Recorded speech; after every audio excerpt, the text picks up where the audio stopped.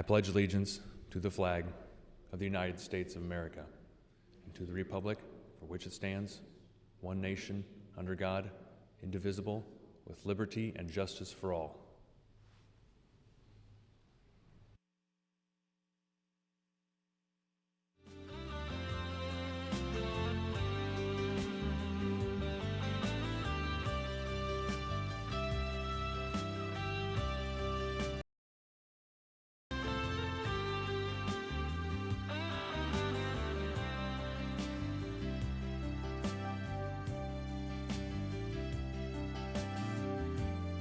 Good morning, ladies and gentlemen. Welcome to the George W. Norris Legislative Chamber for the 67th day of the 106th Legislature First Session. Our chaplain for today is Pastor Russell Lambert of the Emmanuel Lutheran Church, Coleridge, Nebraska, Senator Gregor's district. Please rise. Let us pray. Gracious and holy God, lead us from death to life, from falsehood to truth. Lead us from despair to hope, from fear to trust. Lead us from hate to love, from war to peace. Let peace fill our hearts, our world, our universe. We lift before you all who govern our beloved state of Nebraska. May those who hold power understand that it is a trust from you to be used not for personal glory or profit, but for the service of the people. Drive us from cynicism, selfishness, and corruption, and grant in your mercy just and honest government. And give us grace to live together in unity and peace. Through Jesus Christ our Lord. Amen. Thank you, Pastor Lambert. I call to order the 67th day of the 106th Legislature First Session. Senators, please record your presence. Roll call.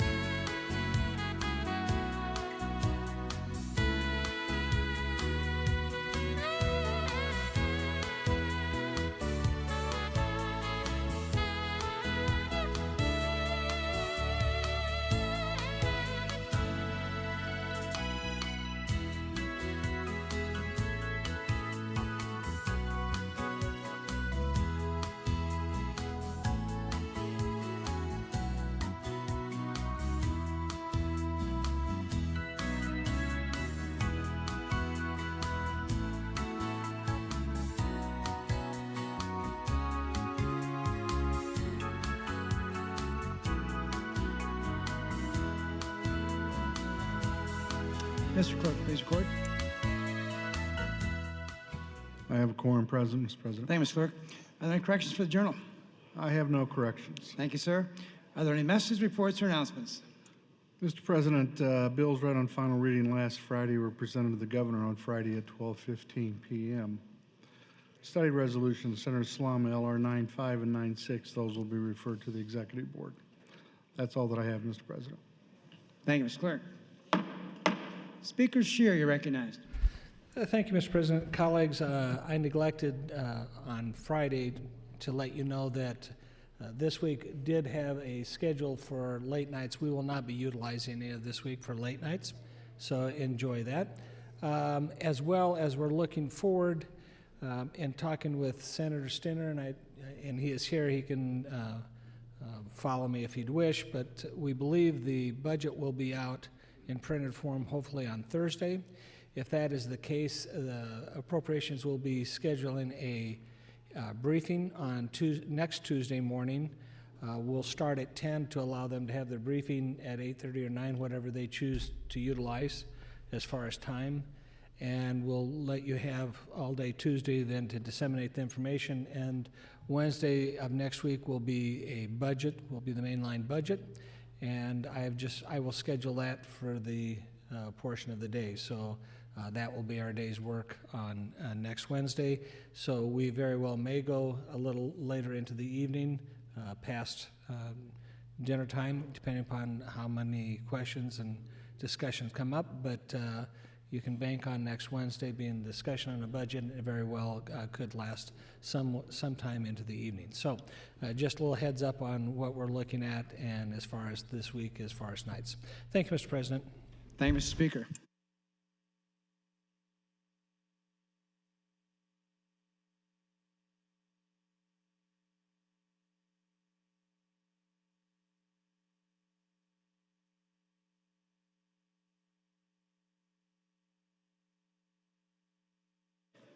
Members, you'll note on the agenda that the first bills are final reading bills. I'll need all of you to please be at your desks for final reading.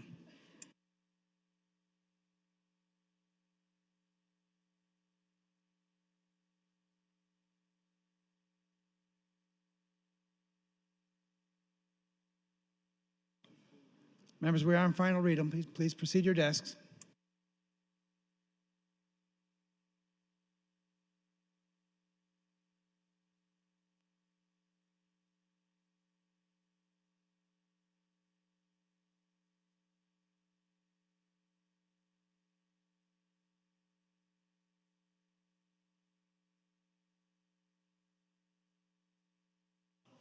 Now commence final reading. The first bill is LB 304. Mr. Clerk.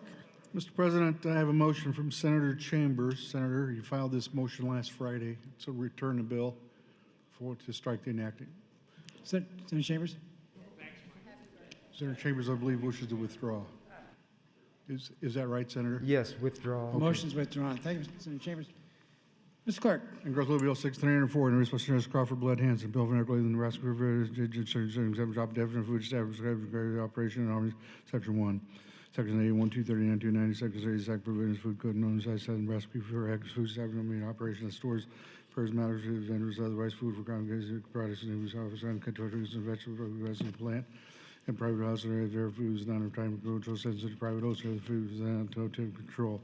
Consumers form a clearly visible notification. Food was prepared in the kitchen is not subject to regulation, jurisdiction, whether relevant to such sales, name, address, producers, or as a consumer. Prior to conducting food sales, producers, food handling selection, location of food and preparation, as long as cater on natural brands, foods, location, educational institutes, healthcare facilities, nursing homes, pharmacies, design, mental abuse. Second, established not commercial food, established sales only control food. A producer food subsection A shall be as the department product connecting sales food registration include and is assessed for corporation proof of private water test pursuant to 777 food for if applicable. This section will apply to producer food selling directly to consumer. Section 4, original section 812239245.01 revised statute cum sub 2018 are repealed. All provisions of law relative to procedure have been complied with. The question is, shall LB 304 pass? Those in favor vote aye. Those opposed vote nay.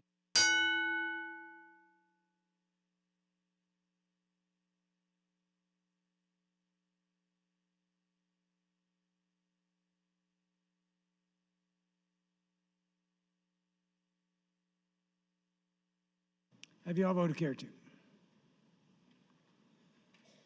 Record, please. Voting aye, Senators Arch, Blood, Bowles, Bosselman, Brandt, Brewer, Breesy, Chambers, Clements, Crawford, Dorn, Erdman, Friesen, Geis, Gregor, Groney, Ben Hanson, Hildreth, Zickerman, Howard, Hughes, Hunt, Kolaski, Colderman, LaGrone, Linehan, Lowe, McAllister, McDonald, Morfeld, Moser, Merman, Panzin, Brooks, Quick, Shear, Slama, Stinner, Walls, Williams, Wishart. Voting nay, none. Not voting, Senators Albright and Lathrop, Kavanaugh, DeBoer, Holler, Matt Hanson, Lindstrom, Vargas, and Wayne. 40 yeas, no nays, 2 present not voting, 7 excused not voting, Mr. President. LB 304 passes. Our next bill is LB 428. Mr. Clerk. Bill 428 by Senator Friesen, Bill regulating employment security law, and second of taxes between January 28, use section 486, 486, 496, 499, the procedure shall include processes employers respecting employment of the state taxes beginning on January 28, use section 486, 48, the category 20, and section by employer process such employers respecting employment within years calendar year, employees signed calendar, shall be professor with employer act. Section 2, read in section 48648.02, revised statute sub 2018 is repealed. All provisions of law relative to procedure have been complied with. The question is, shall LB 428 pass? Those in favor vote aye. Those opposed vote nay.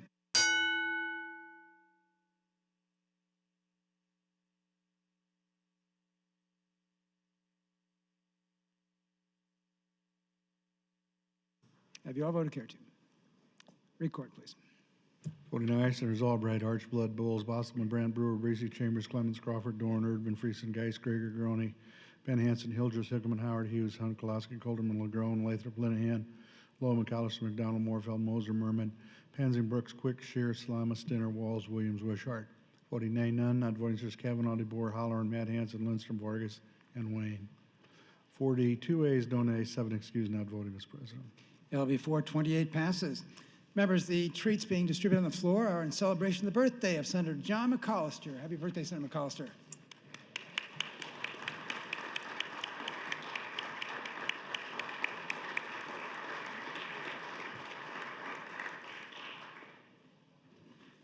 Our next bill, LB 445, Mr. Clerk. Bill 445 by Senators McDonald, Kavanaugh, DeBoer, Groney, Holler, and Hickman, Hunt, Kolaski, Lathrop, Linehan, Merman, Slama, Vargas, Walls, Wayne, Wishart, Erdman, Brewer, Geist, and Lowe. Bill for Nickel Cities and Villages, amendment section 181208, to require annual reports for the occupation, except as provided in the section of July 20 municipality shall list them in the section whether or not tax increase for section first officials of the municipality shall list submission from question based on money certified copy question in favor of new tax or increase the rate of power of the majority of those voting on the question are opposed to the new tax or increase in government by the municipality shall not impose new tax or increase over shall maintain the existing occupation tax. After July 1, the municipality shall be required to submit the following questions: whether to change the rate of occupation bills, specifically whether to determine the occupation tax when the subject applies to occupation price on January 19, 2012. Related 90 days of the end of fiscal year 7 imposes amount limited to the list of all subject of collected municipality amount generally annually such occupation tax, whether such a specific purpose, and the scheduled project determination of each occupation tax. Section 2, 18-1208, reissue revised statute Nebraska is repealed. All provision of law relative to procedure have been complied with. The question is, she can't speak. All provision of law relative to procedure have been complied with. The question is, shall LB 445 pass? Those in favor vote aye. Those opposed vote nay.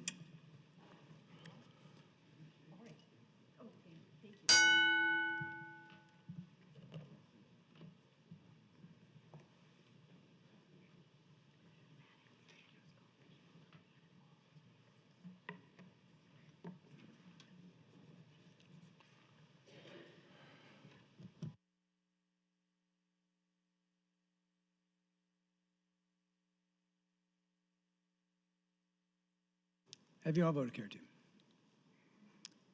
Record, please. Voting aye, Senators Albright, Arch, Blood, Bowles, Bosselman, Brandt, Brewer, Breesy, Chambers, Clements, Crawford, Dorn, Erdman, Friesen, Geis, Gregor, Groney, Ben Hanson, Hildreth, Hickman, Howard, Hughes, Hunt, Kolaski, Colderman, LaGrone, Lathrop, Linehan, Lowe, McAllister, McDonald, Morfeld, Moser, Merman, Panzin, Brooks, Quick, Shear, Slama, Stinner, Walls, Williams, Wishart. Voting nay, none. Not voting, Senators Kavanaugh, DeBoer, Holler, and Matt Hanson, Lindstrom, Vargas, and Wayne. 42 ayes, no nays, 7 excused, not voting, Mr. President. LB 445 passes. Senator Linehan would like us to recognize Dr. Douglas Inciarte of Omaha, Nebraska, who's serving as today's family physician of the day. The doctor is with us under the north balcony. Doctor, please rise. We can welcome you to the Nebraska Legislature.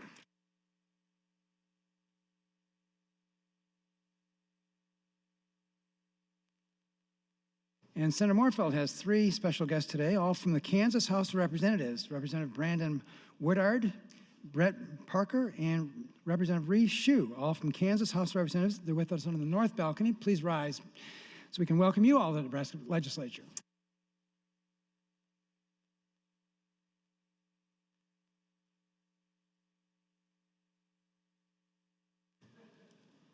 Our next bill is LB 556E. Mr. Clerk, the first vote is dispense with the at-large reading. Those in favor of dispensing with the reading vote aye. Those opposed vote nay.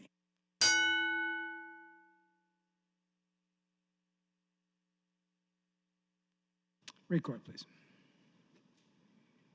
33 ayes, 4 nays to dispense with the at-large reading. The at-large reading is dispensed with. Mr. Clerk, please read the title. Engrossed Legislative Bill 556 is by Senators Howard, Lindstrom, and Breese. It's a bill for regulating prescription drugs. It amends Section 712454 revised statutes and Sections 28473, 474, and 38101. Transfers provisions of Uniform Credentialing Act. It changes duties for practitioners related to certain prescriptions that exempts certain prescription drug monitoring program. It defines and redefines terms, eliminates obsolete provisions, harmonizes provisions, repeals the original sections, and declares an emergency. All provisions of law relative to procedure have been complied with. The question is, shall LB 556E pass with the emergency clause attached? Those in favor vote aye. Those opposed vote nay.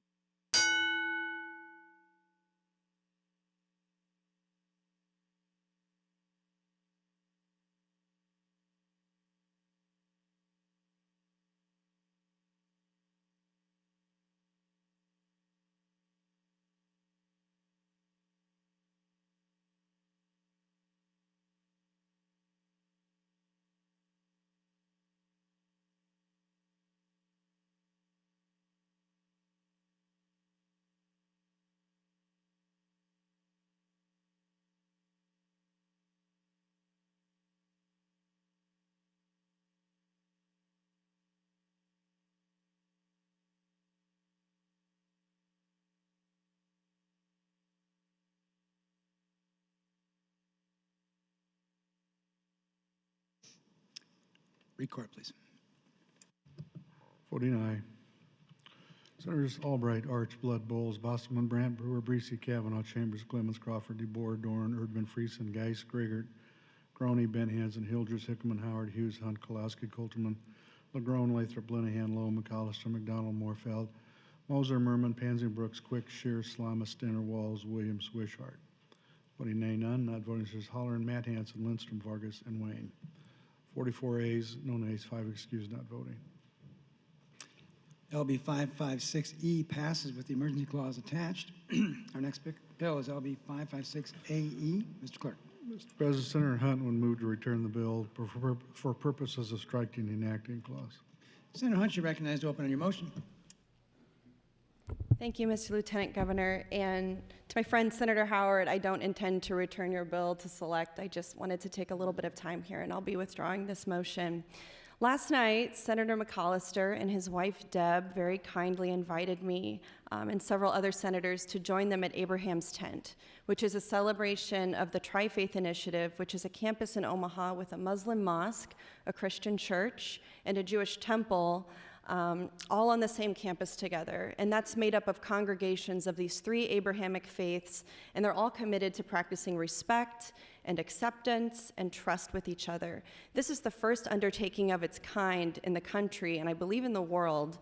And I just had a really great time last night with Senator Lathrop and Senator DeBoer, Senator Kavanaugh, Senator Pansing Brooks, and many of our friends in celebrating the mission of acceptance and respect with these people of all different faiths. I was so dismayed, and not surprised, but very dismayed by the news of another heartbreaking synagogue shooting on Saturday, especially on the last day of Passover. My colleagues know I have not made a secret of the fact that I'm not a person of faith, but of course I believe in the right to worship in peace and safety, and that right belongs to everybody, and that right was disturbed again this weekend. Our Muslim brothers and sisters were attacked in New Zealand at a mosque during Friday prayer. Our Catholic brothers and sisters were attacked in Sri Lanka at Easter Mass. Our Jewish brothers and sisters were attacked in San Diego at a synagogue on Passover. So this continues to be a problem. This is not a problem just facing underrepresented groups. This is facing all of us. And as people in a position of power, we have got to decide what we're going to do about that. The rise of white nationalism and white supremacy in the United States is a reminder of how far we have to be willing to go in the struggle for freedom, and a reminder that nobody has an excuse to stay silent. There are people living today for whom life under fascism was a reality. Many of those people are refugees, who are immigrants, who are people who faced persecution in their home countries, who are trying to come here for a better life.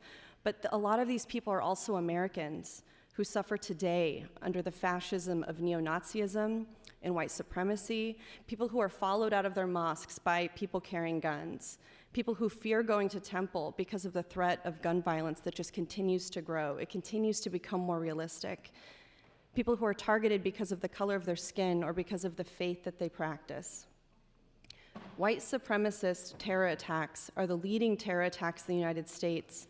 But the men who commit these atrocities are not monitored, they're not taken seriously by the FBI until it's too late.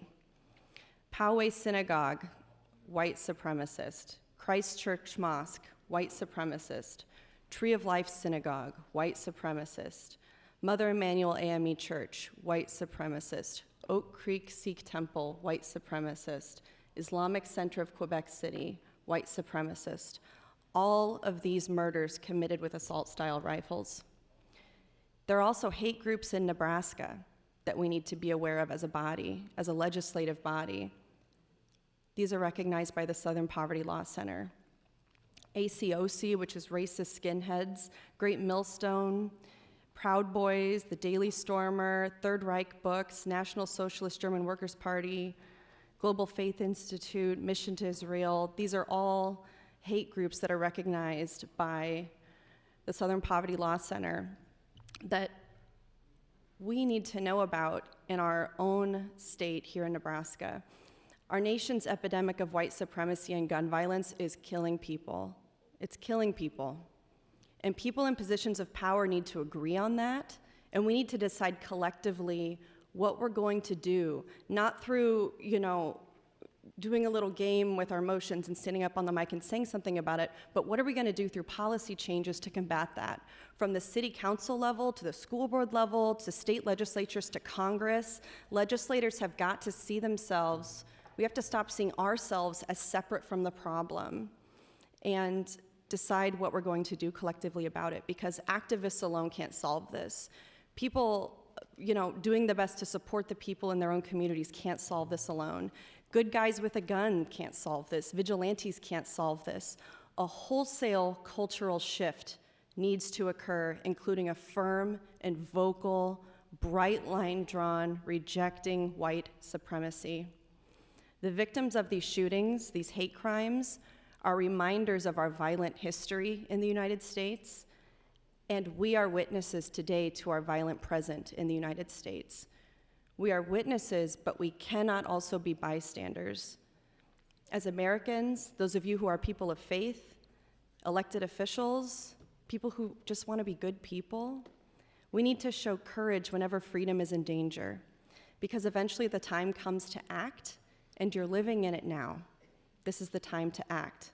So please decide what you're going to do about protecting liberty and justice for all, and then do a little bit more. It's like training for a marathon. You're out of breath, you think you can't work anymore, and in these times, you have to push yourself a little bit harder. We all need to go through some conditioning, and we all need to be a little bit stronger and have more courage in speaking out against this.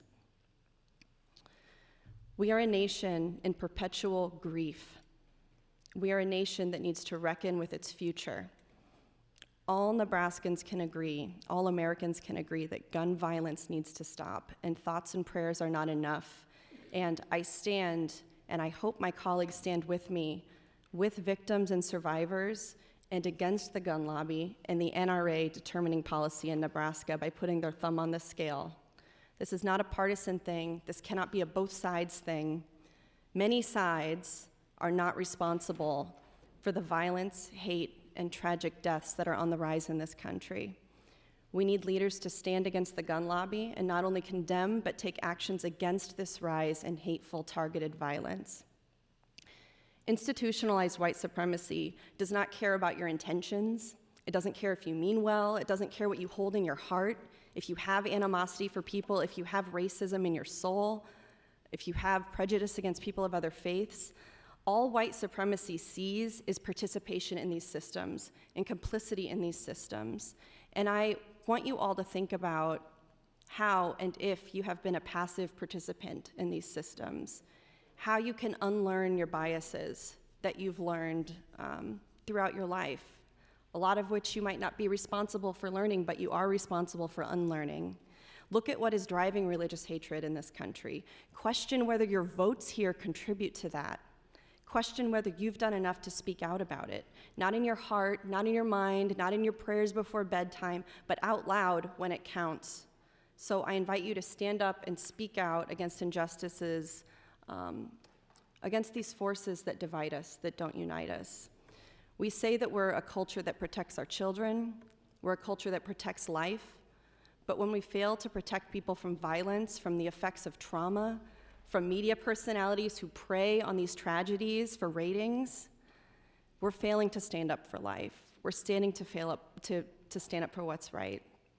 70% of all Americans agree that we need stronger gun safety laws. This does not have to be a partisan issue, and we need to take some common sense steps toward that end. I've been very preoccupied with this weekend with some personal things in my life that I'm struggling with, and preparing for a lot of bills that are coming up with this week, plus minding my own business about the job that I have to keep on the side in order to do this work. But I'll be bringing a legislative resolution against white supremacy, similar to the one that was passed by both the House of Representatives and the US Senate. And that's something that I hope all of you will consider signing on to say that in the meantime, while we work on policy that addresses this in meaningful ways, we can do something symbolic as a state to say to these victims that we stand in solidarity with you, that we see you, that your lives matter, and that we are committed as a body to protecting you. Thank you, Mr. Lieutenant Governor. Thanks, Senator Hunt. Senator Kavanaugh. Thank you, Mr. Lieutenant Governor. First, I'd like to wish happy birthday to our colleague, Senator McAllister. I hope you are having a wonderful day so far. And to that end, let's talk about systemic racism. You're welcome. That's my birthday present to you. I too was at Abraham's tent last evening, and it was an extremely moving event. And the gentleman who spoke so heartfelt about what it meant to grow up as a Muslim man in America. And he's a little bit younger than me. I was out of college when September 11th, 2001 happened, and he was still in college. And he said that there's before September 11th and after September 11th. And so many people in this chamber, in the world, have that defining moment in their lives. And September 11th was a defining moment in my life. My sister lived in New York at the time. I had been living with her over the summer. I had just graduated from college. I left New York on September 7th, 2001. And it was only a few days later. I had come back to Omaha before I was going to settle in Washington, D.C., and cell phones didn't work, and I couldn't reach my sister. Nobody could reach my sister, and we didn't know where she was. We didn't know if she was in Manhattan that day or if she was in Brooklyn, and it was terrifying. And then we found out that my uncles, who are airline pilots, were flying, and my uncle Billy Barrett, was supposed to be flying. He always flew the Boston flight. That was his flight. And we didn't know for a very long time that he did not have that flight that day. We were so blessed, so lucky that he was in Denver instead. My Uncle John was flying back from France, I believe. And he is one of the planes that had to land in Canada. And they had to stay in a church for about a week, I think. And my Uncle John had to clean the plane entirely by himself because they wouldn't allow anyone on there except for the captain. And we also didn't know where he was for a long time. So it was a terrifying day for my family. But it didn't change anything for us as far as caring about people of other faith backgrounds. We never thought that September 11th meant that Muslims were evil. We never thought that September 11th meant that we didn't have the same God as those of the Muslim faith. And so it's been disheartening to see our Muslim brothers and sisters treated the way that they've been treated in this country, because they are also Americans. They love this country just as everyone else does. This is their home. Last night, the speaker talked about immigration and restricting immigration numbers. And in the 1920s, we tried to restrict immigration from Ireland. My family came to America in the late 19 teens from Ireland. They were fleeing persecution. My great-grandfather and great-grandmother got on a ship in the middle of the night. They got married right before they got on the ship because Anne Conroy was not going to go on a ship with a gentleman she was not married to. 1 minute. Thank you. And they came to the U.S., and they were put on a train to Omaha, Nebraska. They bought a house on 39th and R Street in Omaha, and they raised their family there.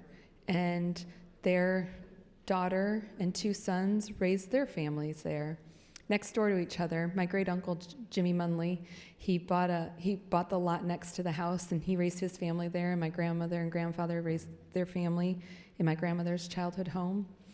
And it was, my grandma used to tell us about South Omaha, SOB. My dad's a South Omaha boy. He's an SOB. And in South Omaha, every church is a different ethnic saint attached to it, because that's where all the immigrants ended up, and they all started their own churches, but they're all Catholic churches. So you got St. Mary's as the Irish church. And it's a wonderful tribute to how we can cohabitate. Thank you. Thanks, Senator Kavanaugh. Senator Moorfeld.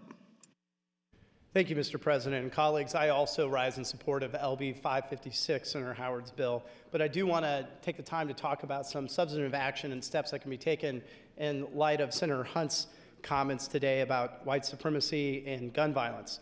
I introduced LB 58, which is the Extreme Risk Protection Order Act, which would make it so that a court who finds that a person who poses a significant risk to themselves or others can temporarily take away their firearms for up to a year. And the debate is, well, I shouldn't say the debate. It was a committee hearing. We obviously aren't going to have debate on that bill this year. But the committee hearing was interesting in that the opposition brought up, well, this is a violation of their due process rights. And Senator Moorfeld, you should spend more time on things like making sure that people have medical care and services and access to mental health treatment. So a few things in response to that. Yes, we should make sure that we have access to health care and mental health services. But it's not mutually exclusive to the fact that we need to take other actions. It's interesting to me that the same people that come in opposition to reasonable restrictions on firearms, particularly for people who pose a serious threat to their own life and particularly to other lives, that it's met with immediate opposition and a bunch of folks who say we should care more about mental health services, yet are completely silent when we have bills that would allow for mental health services. They fail to go to those hearings. And I watch some of those hearings, and I look at the proponents and the opponents on the committee statement when those bills come out. And yet it is silence when it comes to actually taking action to provide those mental health services by those same people that oppose reasonable restrictions on gun rights of people who clearly pose a danger to themselves and others. The people best positioned to understand how important these red flag laws are law enforcement came in and testified. I think I had 2 or 3 different law enforcement officers or representatives of law enforcement agencies that came in and talked about how incredibly important these types of laws were in order to ensure public safety. Reasonable laws that require due process.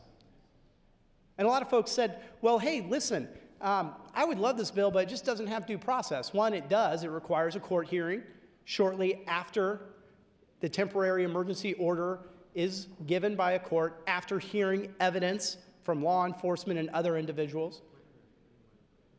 But it seems to be that these folks want you to commit the crime first before doing anything about the dangerous firearms that are killing literally thousands of people in our country every year. They want them to commit the crime first, even though law enforcement and all kinds of other people have come out and said before these shootings even took place that this person is going to do something horrible, they're going to do something bad. But yet we have no tools for law enforcement and the courts to protect our communities and our society because of false arguments about due process and distractions about the need to look into mental health care. We can look into mental health care. I don't see any of those same people coming and testify in opposition to my bill, testifying in support of Medicaid expansion. And I pay attention to testifies in support of Medicaid expansion. None of them were there. Medicaid expansion would actually make it so that about 90,000 Nebraskans would have access to mental health supports, medication, and other needs. We can take action on this. First, by, yes, standing up against white supremacy, but second, and most importantly, by actually taking substantive action. Substantive action that takes dangerous firearms away from people who we know pose a significant risk, who have to go before a court and testify and show evidence that they pose a significant risk. We can do it by actually making it so that people have health care and not just talking about it. There is all kinds of action that we can take, but we fail to do it. And yet, after each of these tragedies, we all get up and go, oh, wow, gosh, that's horrible. I'll pray for you. It rings hollow.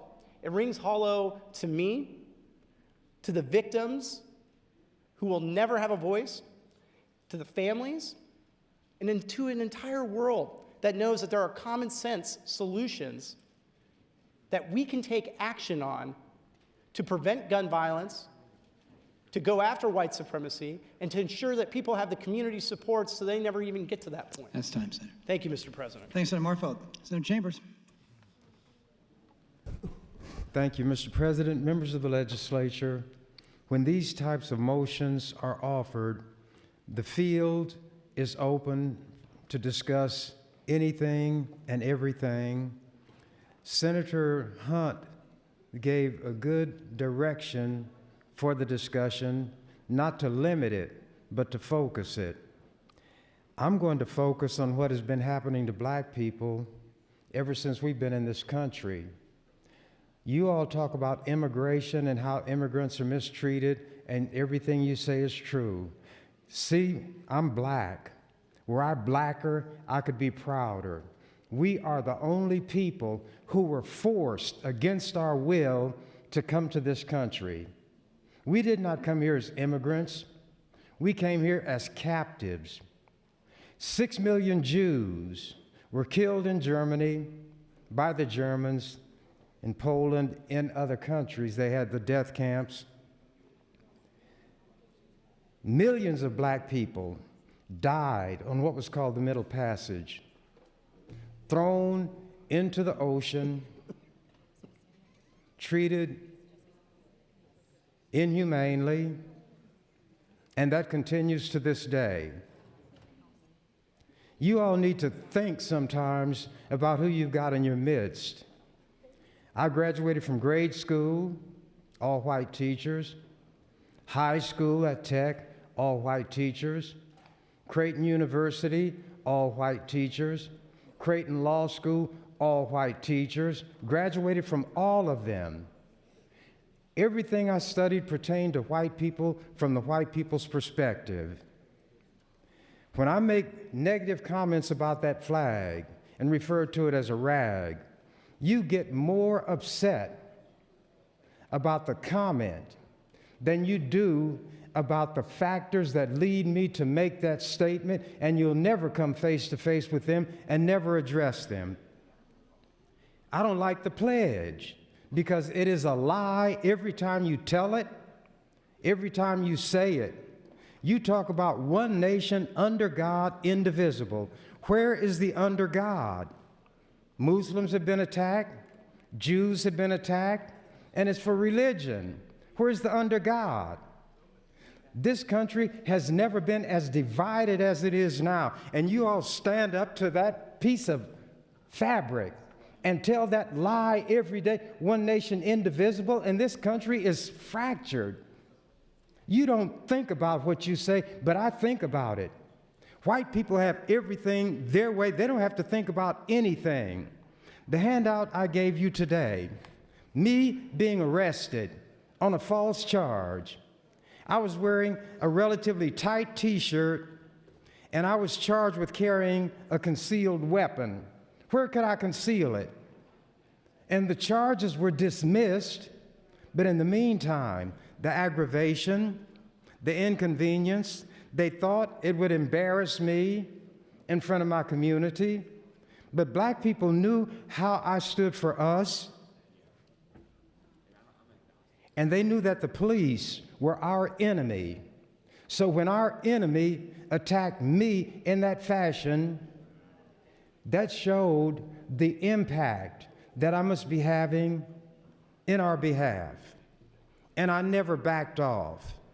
There's another small article attached, and it says another charge against Senator Chambers, or whatever the term was they used, had to be dismissed. Another means that there were others, and there were others. I have an extensive arrest record. When I was a barber, there was a fish cellar next to the shop. Cops would park in the bus stone, go in and get fish. So I was standing on the step looking at this cop, and he arrested me and charged me with disturbing the peace. And when I went to court, he could not explain how I was disturbing the peace other than to say that when I looked at him, I disturbed his peace. That's what a white cop can do to a black man. And you all wonder why I'm upset? It doesn't happen to you. What I get upset about is the fact that you don't believe it, but I'm not surprised. But you're not going to silence me, and I'm going to bring it up and bring it up and bring it up. That's time, Senator.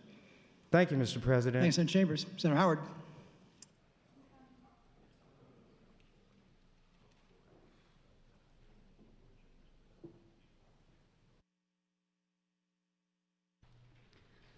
Thank you, Mr. President. I wasn't planning on talking today, although I appreciate a robust debate. Not at all related to my bill. So 556, just a reminder, this is the A bill for the Prescription Drug Monitoring Program bill, and it's all federal funds. But I actually was really grateful that Senator Hunt stood up and talked about the synagogue shooting this weekend, because I do think that there's more that we can do as a body to recognize that there is bias and discrimination occurring in our country and in our state. And one of the proposals that I brought forth this year was LB 640, which is a bill that requires Holocaust and genocide education for students. It's currently in the Education Committee. It didn't have a priority, and so the committee really hasn't had time to discuss it. But the bill came about because I went on a trip to Washington and was meeting with an individual who works at Representative Bacon's office, and he said that of all of the things that are required in our educational system, the Holocaust is not one of them. And I couldn't believe it. And then when we dug a little bit deeper, we found out that about 2/3 of young American adults couldn't identify what Auschwitz was, which was incredible. I feel like the Holocaust is it's a vital part of human history, and it outlines how dangerous dehumanization can be.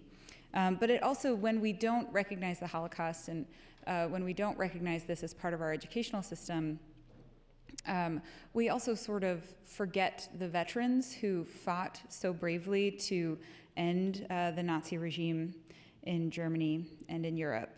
And we actually had a veteran come to the hearing and talk about how important he felt as though this type of education within our educational programming should be, because they fought so hard.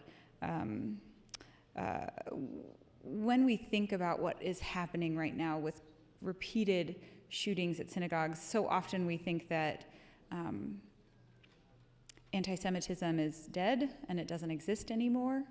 But these are very stark reminders that it continues to exist in our country and beyond. 640 is a great bill. I hope the Education Committee will have some time to discuss it. But it's also my hope that by moving this bill along and by educating our youth about the past, we can prevent these events from happening in the future. Now, I'm talking about the Holocaust, but the bill also touches on genocide, which is something that it is horrific. The Holocaust and genocides together, we had originally listed different genocides, so Rwanda and Native American, and we ended up removing them so that the crime of genocide or genocides in history would be included as a whole. When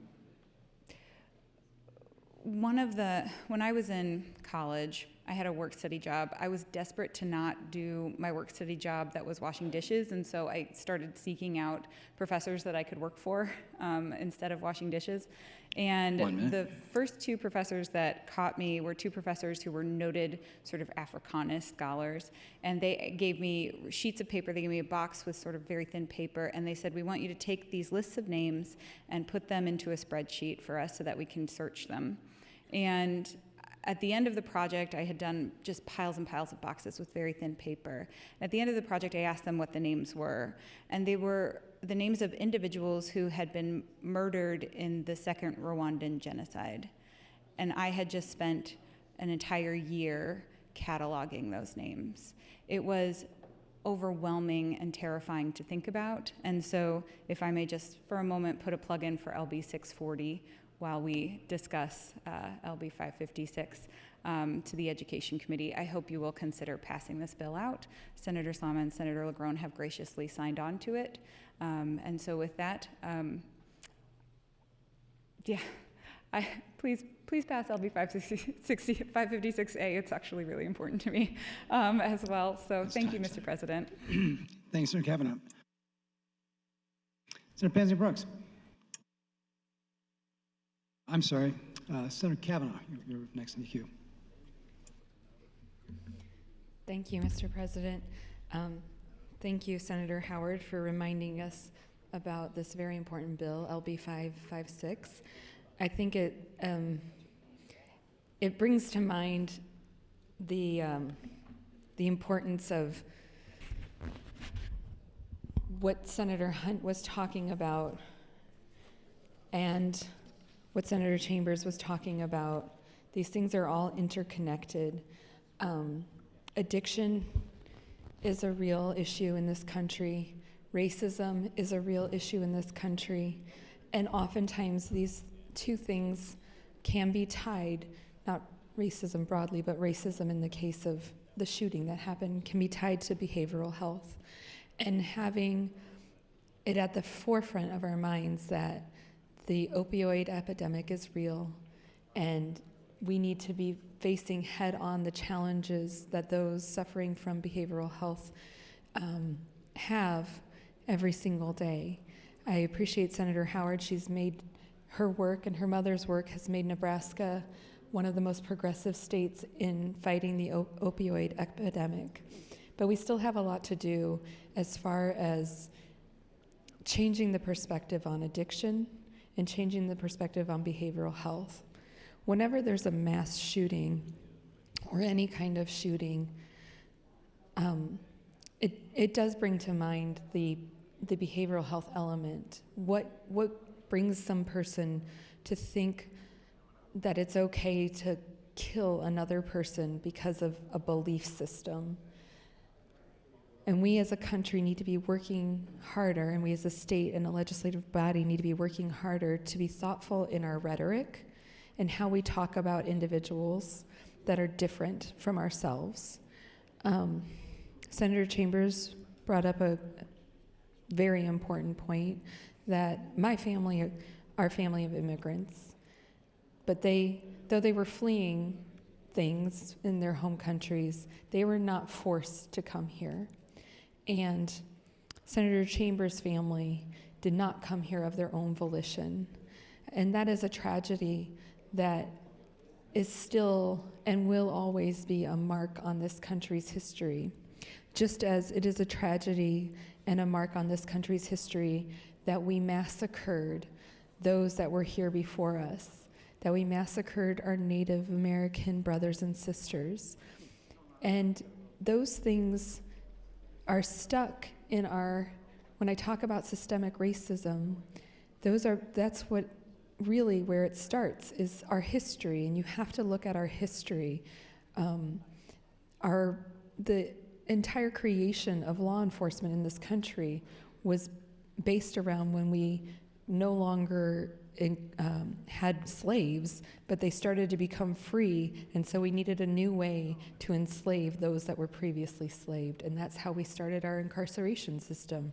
Our prison system is riddled with a history of racism, and we need to be looking at that through our public policy and how we can do more to reduce our prison population through more thoughtful legislation, what we can do to make sure that our prison system isn't reflective of a broken system of racism. And there are things we can be doing. We can be looking at what crimes are considered a felony. We can be looking at who's convicted of a felony and who's kicked down to a misdemeanor. And the data is there. If you have a white man who's 25 and a black man who's 25 and they commit the exact same crime and it could be a misdemeanor, 9 times out of 10, that white man's going to get a misdemeanor, and 9 times out of 10, that black man's going to get a felony. And that's a problem. And actually, that's just math in my head. I don't know. I'm probably way more skewed than that.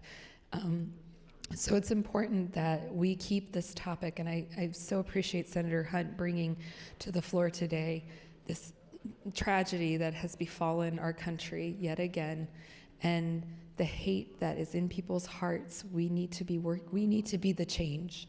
We as a body have the opportunity to change people's hearts and minds by the thoughtful legislation that we put forward today and in the future. Thank you. Thanks, Senator Kavanaugh. Senator Hunt, you're recognized. I'd just like to withdraw the motion. Thank you. Motion's withdrawn. Returning now to the bill, Mr. Clerk. And Gross Legislative Bill 556A is bill by Senator Howard, bill recommending appropriate revenues aid and carrying out bill 1585. There's hereby appropriate $1,690,000 general federal funds for FY 1920 and 150 federal funds as going on the Department of Health and Human Services Program 3 and carry revision 100 for session 2019. Total expenditure permanent salaries and zone 7 exceeds FY 919. Section 2, sense of emergency exists. This act takes effect on passed and approved according to law. All provisions of law relative to procedure have been complied with. The question is, shall LB 556AE pass with the emergency clause attached? Those in favor vote aye. Those opposed vote nay.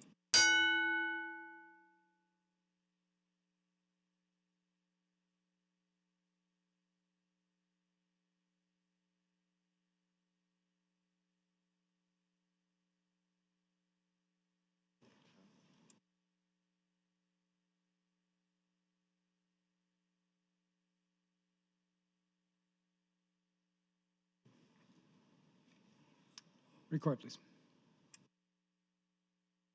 Voting aye, Senators Albright, Arch, Blood, Bowles, Bosman, Brandt, Brewer, Kavanaugh, Chambers, Clemens, Crawford, DeBoer, Dorn, Erdman, Friesen, Geis, Greger, Droney, Van Hansen, Hildress, Hickman, Howard, Hughes, Hunt, Kolowski, Colterman, LaGrone, Lathrop, Linehan, Lowe, McAllister, McDonald, Moorfeld, Moser, Merman, Panzer, Brooks, Quick, Shear, Slama, Stinner, Vargas, Walls, Williams, Wishart. Voting nay, none not voting says Breesy, Holler, and Hanson, Lindstrom, and Wayne. 44 ayes, no nays, one present not voting, 4 excused not voting, Mr. President. LB 556AE passes with the emergency clause attached. Our next bill is LB 638. Mr. Clerk. Mr. President, Senator Kavanaugh would move to return the bill. Senator Kavanaugh, you're recognized to open on your return motion. Thank you, Mr. President. First of all, I would like to say that Senator Stinner, I have no intention of returning your bill. I will rescind my motion after a few things are said, and if others want to speak as well. So, Lori Kay was killed in a shooting at Congregation Chabad on the last day of Passover. Chabad of Poway is grieving today as the bereaved congregation prepares to say goodbye to a dear and loving friend. Lori Gilbert Kay, 60, was killed by a gunman who shot up the San Diego area synagogue during services on Saturday. She will be buried on Monday. Kay jumped between the shooter and the congregation's rabbi. The rabbi and 2 others were injured in the attack, which took place exactly 6 months after the massacre at the Tree of Life Synagogue in Pittsburgh. A 19-year-old man was arrested. Kay is remembered as an upbeat and positive force among friends and congregants. Lori, you were a jewel of our community, a true, I'm not going to say this correctly, Eshet Shayal, a woman of valor, a friend of Aubrey Jacobs on her Facebook page Saturday. You are always running to do the good deed and give charity to everyone. Jacobs described her friend as a warrior of love. Another friend told CNN's Newsday on Monday that Kay symboled random acts of goodness. The community support. The shooting shook the community, and people of all faiths and walks of life came by the synagogue to offer their support. Across the street from the house of worship, people stopped by a makeshift memorial site, dropping off messages, leaving small offerings, and saying prayers, the station reported. Troy McKinney told his young son about the incident. I was telling him that some people got hurt up here, and we want to make them feel better. One violent act is not as powerful as the community that stands together. Hundreds attended a candlelight vigil on Sunday. The others hurt in the attack were Noya Dahan, 8 years old, and Almog Peretz, 34, both injured by shrapnel. One message on Chabad of Poway's Facebook page conveyed its condolences from the Muslim community. Muslim community's thoughts and prayers are with you all in this tragic time where all houses of God are under attack. If it affects one community, it affects all of us. We stand in solidarity with you. Shalom. Her final good deed. The assault unfolded on the last day of Passover, which fell on Shabbat this year. What time? Synagogue lobby asked him, what time is Yizkor? Yizkor is the memorial prayer for deceased loved ones and is recited during holy days 4 times a year. On the last day of Passover, on the second day of Shabbat, on Shemini Atretzah, on Yom Kippur. Obviously, my Hebrew is not even existent. I apologize to my Jewish brothers and sisters. Kay was planning to recite the prayer of her late mother, but she never got the chance. Goldstein told her that it was called for 11:30 a.m., just a few minutes away, and wished her a happy Passover. Then he turned to wash his hands. A sudden loud bang startled him. When he turned back around, Kay was prostrate on the lobby floor, and the terrorist rifle was pointed right at him. Lev, who had not been at the synagogue, rushed to the hospital after news of the shooting. The rabbi told me when I saw him rolled into surgery, let people know that Lori died saving my life. Taking the bullets for the rabbi was her final good deed. Among the physicians at the synagogue, Kay's husband was one of them. People screamed for help, and he ran to give CPR to the fallen victim. When he looked at who it was, his wife, he fainted, Jacob said on her Facebook page. A brave off-duty Border Patrol agent fired at the shooter and chased him. Other members of the synagogue who carried licensed concealed weapons also went after him. Miraculously, the killer's gun jammed and he ran off. The heroes and GDE hand prevented the killer from claiming more lives. Fortunately, the murderer was caught and is in custody. Thank you to our law enforcement for your support, Jacob said. This is on CNN's website, and it outlines the details further. It is heartbreaking that we continue to have these sorts of events happening in our religious institutions. I cannot begin to imagine taking my children to church on Sunday, taking them to Easter Mass a week ago, and having a gunman show up. It's something that I don't want to imagine. I don't think anyone wants to imagine. We should hold our places of worship sacred, and there's a stream of white supremacists in this country that no longer respect, and possibly never did, our religious institutions, our people of faith. I will absolutely stand in support when Senator Hunt brings her resolution on white supremacy.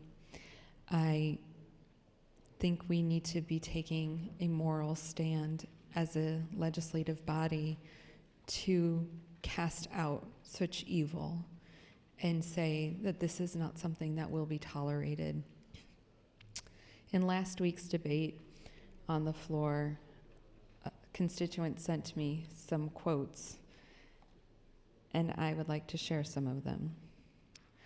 Words are tears that have been written down. Tears are words that need to be shed. Without them, joy loses all its brilliance and sadness has no end. Thank you then for your tears. Paulo Coelho. Pope John Paul II said in January of 1919, "The dignity of human life must never be taken away, even in the case of someone who has done great evil." Pope Benedict, in November of 2011, "I express my hope that your deliberations will encourage the political and legislative initiatives being promoted in a growing number of countries to eliminate the death penalty and to continue the substantive progress made in conforming penal law both to the human dignity of prisoners and the effective maintenance of public order."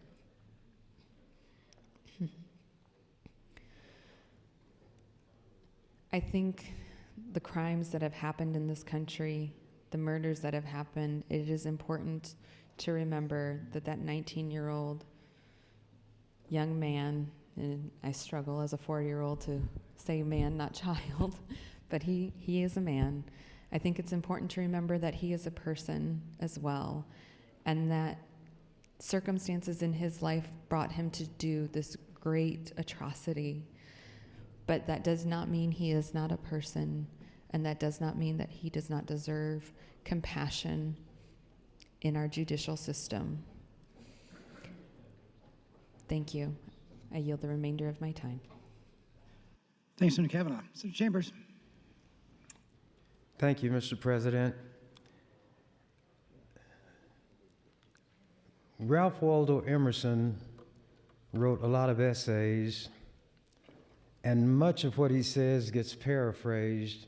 So I'm going to paraphrase one of his comments. Charity abroad often translates to oppression at home. People are concerned when something bad happens a long way away or a long time ago. Senator Kavanaugh handed out some pages from the publication that Creighton put out commemorating the 1919 lynching of Will Brown in Omaha. Now, the first picture that you see shows the courthouse, above it, a collection of white men. But even this is a whitewash, to use that term. What they're looking at is the smoking body of a black man being burned. It was too horrendous, I guess, in the minds of those who put out this publication for Creighton, for the delicate minds and sensitivities of white people to look at. So even while describing what happened, it's done by means of a half-truth. The picture from which they cropped the burning body of the black man who was lynched and shot any number of times was printed in full in Life magazine and in every publication that talks about lynchings, to show just how horrendous it was, how vicious white people have been, and I think still are now. They just are afraid to try to do to some of us now what they did with impunity then. But there's another reason they don't have to do it. The courts have taken over, and lynch law rules the white courts. I could stand here and talk all day, today, tomorrow, for the rest of my life and your life, and they would be, as Peter, Paul, and Mary said, words blowing in the wind. It's not going to make any difference. Nothing that we fail to do here will be corrected. The poor will not be dealt with. The mentally ill, you'll have a governor who will lie through his teeth. These so-called conservatives running around here, they can't even bring themselves to say the Democratic Party.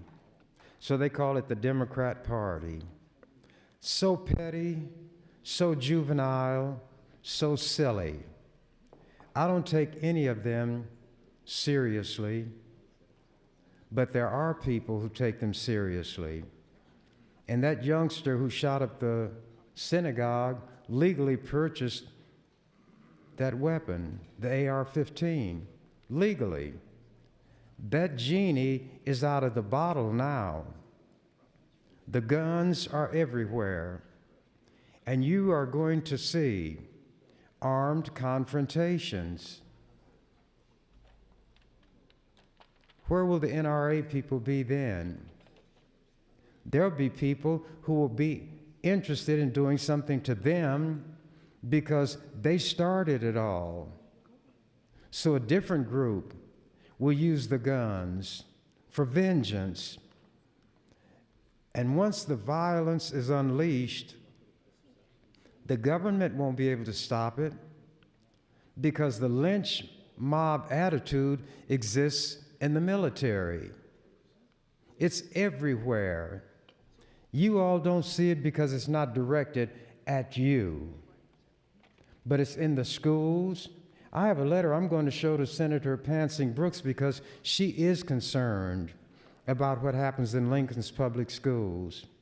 And there's a young black girl who was kicked off the track team. That's time, Senator. Thank you, Mr. President. Senator Chambers, you recognize. She was kicked off the track team. She was threatened. She's what is called biracial because some white kids said bad things about her. But one of the boys who was involved has postings showing the swastika, Ku Klux Klansmen in hoods. Nothing was done to them. This girl has been threatened with physical violence. The boy's uncle has harassed her family. She's staying with her grandfather right here in Lincoln. So when I listen and I hear all of the commiserating with what happened in California or in some other place, it's right here in this city, and it will continue, because if the school officials thought that that racism would not be tolerated, they wouldn't do it. School people are not known for courage. They're very sensitive to public opinion. So for the principal, counselor, one of Senator Pansing Brooks' favorite kind of people, one of these officers in the schools, a cop in the school, when she showed him these things, he said, oh, just forget it. Just delete that. These are kids trying to get at kids. But if a black kid did that to white people, he'd be out of school and he'd probably be in jail because they say he was threatening. A black girl ganged on by white boys, cowards, your boys, in school. She's trying to get an education. She wound up having to drop classes. They follow her in the halls. They say things to her of a threatening nature. And now she's afraid that they will do something to her because that's what they've been saying and posting. In Lincoln, and I listen to you all, and I get disgusted. They're just words. They don't have any substance whatsoever. The Jews will say, never again, never forget. They say that in this country, and this is not where it happened to them. I talk about what not only happened to us, but continues to happen, and white people get irritated. Senator Slama, to give you an example of how silly these white people are, I referred to her as a woman when I was discussing something she did, and she took offense and said it was sexist and an insult to her gender, and I got the transcript, I'm going to hand it around, and she has become the self-appointed person to put female senators in their place and interrogate them on this floor. I watched that. You all don't say anything, but you see it, and you know it. And some of you have talked to me about it. So we may as well bring it all out. But rather than me paraphrase, I'm going to hand you the transcript and let you read what I said about a white man hiding behind a woman's skirts. She got offended because I referred to her gender. I don't know what she wants me to refer to her as, but I'll still refer to her as a woman. Silliness, shallowness, a child in an adult setting. But you know why I can't blame her too much? Because there are people twice her age who behave like children and juveniles also. Cannot cope with the realities that we are supposed to deal with in the legislature. I showed you all the last day we were here what I could do in terms of stopping the activities if I chose to, and I made the point that day that I wanted to make. I had indicated to several people that I had nothing that I was going to say on final reading today. But the gate was opened by others. Because of the nature of the discussions, I was impelled to say something. And I'm going to do it whenever I think it's necessary. And I will say on this floor what I think is necessary. And when I see people behaving a certain way and making certain comments, then I'm going to address that too. Time, Senator. Thank you, Mr. President. Thanks, Senator Chambers. Senator Kavanaugh. Thank you, Mr. President. I have just a few more things to say, and then I will be withdrawing my motion. And there's some very interesting noise happening right behind me. Thank you to Senator Chambers for his very important comments about what's happening in society. And thank you again to Senator Hunt for bringing this up today. I just wanted to take the time, since Senator Chamber has pointed out to us on a few occasions that he will no longer be in the body in a couple of years. So when we want to take time to talk about these really important, pressing issues, we're going to have to do it ourselves and not count on Senator Chambers to make the time for us. And I appreciate that he's done that for us in so many other instances, but it's important for us to talk about what happened in San Diego. It's important for us to acknowledge that it's more than just San Diego. So thank you to Senator Hunt for giving us the time to start the conversation. And thank you to Senator Chambers for showing us the way. And with that, I would like to withdraw my motion. The motion's withdrawn. We're back to LB 638. Mr. Clerk. Federal Bill Secretary by Senator Chamber, Cash Reserve Fund 974602, charges this Cash Reserve Fund, provide quality number such transfer, provide an opera date. Within 50 days of the end of each month's tax report, provide a public statement, general return, general second, 74, 46, on 150 days of the end of each fiscal year. Within 15 days of each fiscal tax report, actual general fund receipts and net receipts of most recent fiscal year, and the average fund use including the year in which the average change of tax fund. If the number determined in subdivision 3 of this section is appropriated tax which should initially the greater the director of the state treasurer transfer one third amount of the general fund. Amount equals to subdivision 3 of this section. Nothing in the section president cash reserve from existing total budget general fund expenditure each fiscal year. If necessary, provide for and respond to budgetary requirements to include not limited to capital structure projects, response to emergencies. Section 2, this act becomes operative July 1, 2020. Section 3, urges Section 774602, revised tax Nebraska is repealed. All provisions of law relative to procedure have been complied with. The question is, shall LB 638 pass? Those in favor vote aye. Those opposed vote nay.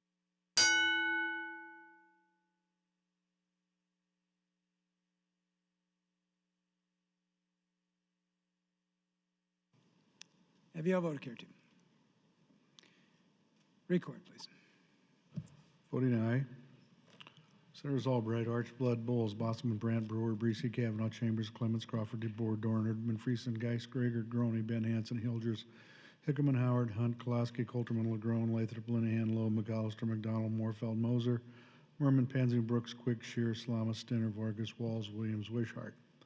Voting nay, none. Not voting, Senators Hughes, Holloran, Matt Hanson, Lindstrom, and Wayne. Senator Hughes voting yes. 45 ayes, no nays, 4 excused, not voting, Mr. President. LB 638 passes. Proceeding now to LB 663. Here, Bill 663 by Senator Friesen, Bill for Acting Revenue Taxation, as aged with Section 1. Nebraska adjusted base shall mean the adjusted base property determined and return to revenue increased by total amount allowed of the kind of Section 179 of the code. Per British version of the trust of Haven and require the Nebraska adjusted base shall be the remaining federal taxpayers property traded in, plus the additional amounts paid by the taxpayer newly acquired property. Section 2, original Section 77-118, ratio revised tax Nebraska is repealed. All provisions of law relative to procedure have been complied with. The question is, shall LB 663 pass? Those in favor vote aye. Those opposed vote nay.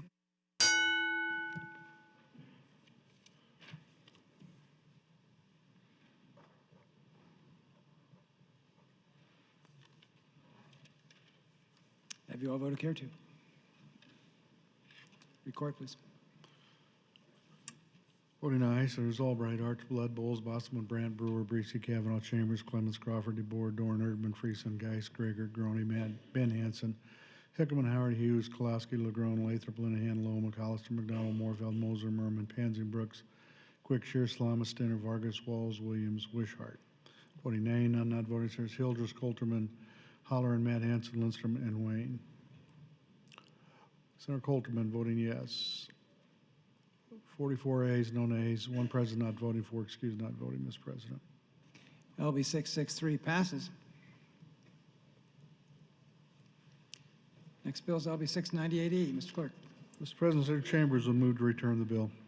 Senator Chambers recognized to open on your return motion. Thank you. Mr. President, members of the legislature, and particularly to Senator Bosselman, I'm not against his bill. In fact, if he would yield, I would like to ask him a question or two. Senator Bosselman, yield, please. Yes. Senator Bosselman, early on in this bill's career, did I have some, what I consider serious problems with it? You did. Did you and I and your staff come together and work our way through it? We most certainly did. And is it a better bill for that having been done? Certainly. So will you accept it at face value that I'm not doing this to hurt your bill? Yes. Thank you. Members of the legislature, here's why I'm doing what I'm doing now. I had criticized the Ag Committee, which I would say that ag means agony or aggravation. I've been on that thing almost the whole time I've been in the legislature. I've spent more time on that committee than anybody in this legislature. When they were going to get rid of it, I saved it. I saved the Agriculture Committee in the legislature in an agricultural state where they hate me. Had term limits taken me out of here before it did, you wouldn't have an Ag Committee now. That's what they were going to do with it. But I was very critical of the fact that they will not advance a bill, the Blacktail Prairie Dog Bill, and I mentioned how horrendous it is, and it violates constitutional principles, due process, and all the things that supposedly make this country great.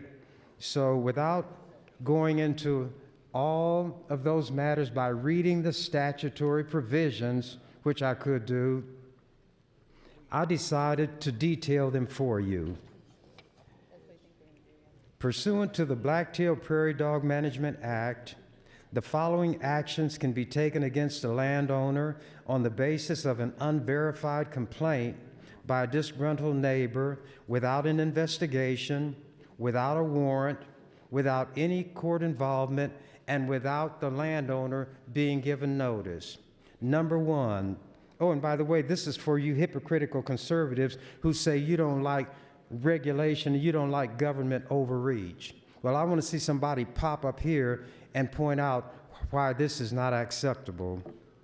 Number one, an agent of the county board may, quote, enter the property for the purpose of taking appropriate management activities at the owner's expense.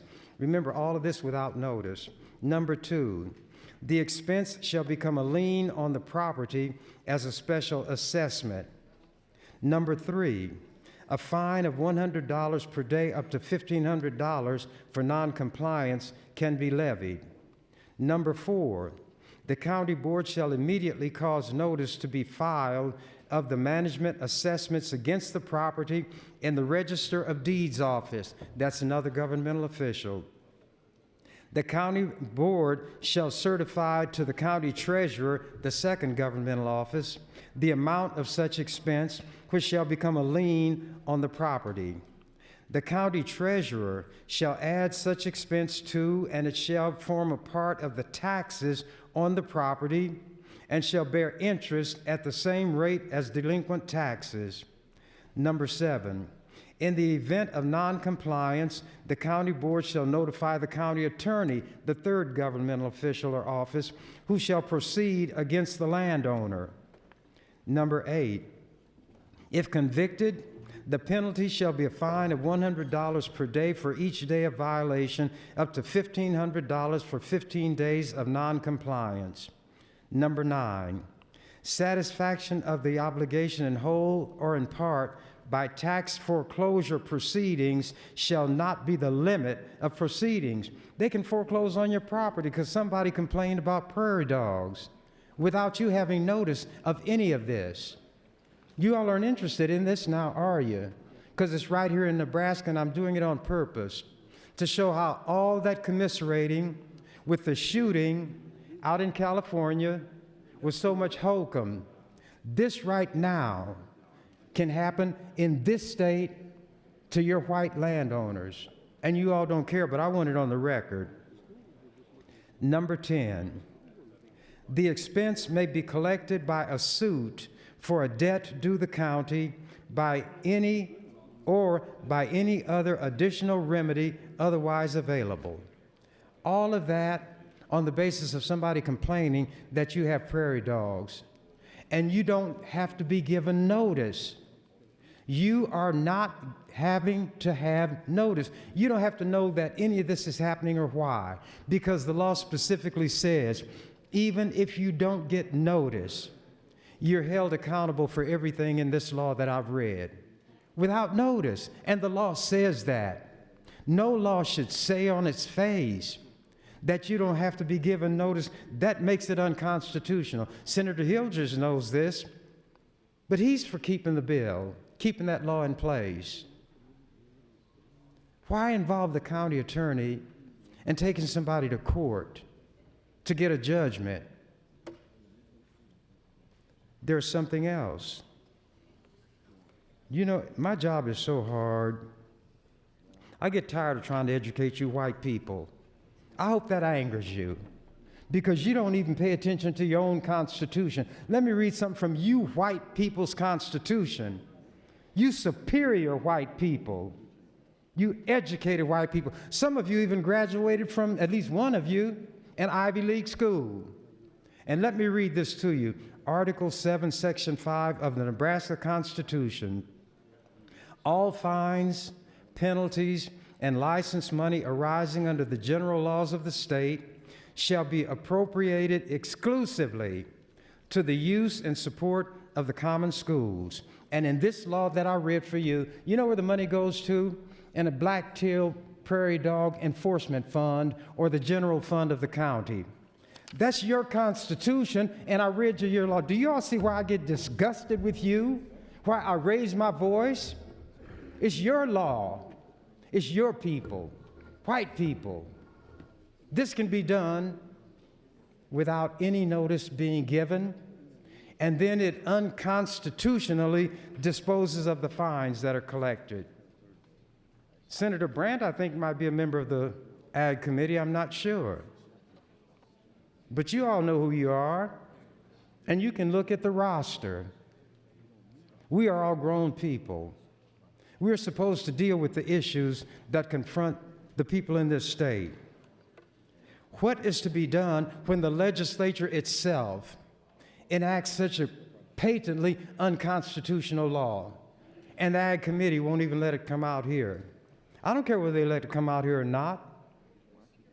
What difference does it make to me if they haul one of your kind before a judge because somebody said you got prairie dogs on your land, and the county board did all this stuff that I mentioned, and there are other protections for the people in the county who might do this. How much time do I have, Mr. President? 1 minute 45. Thank you. I'll put on my light because I may need that to finish.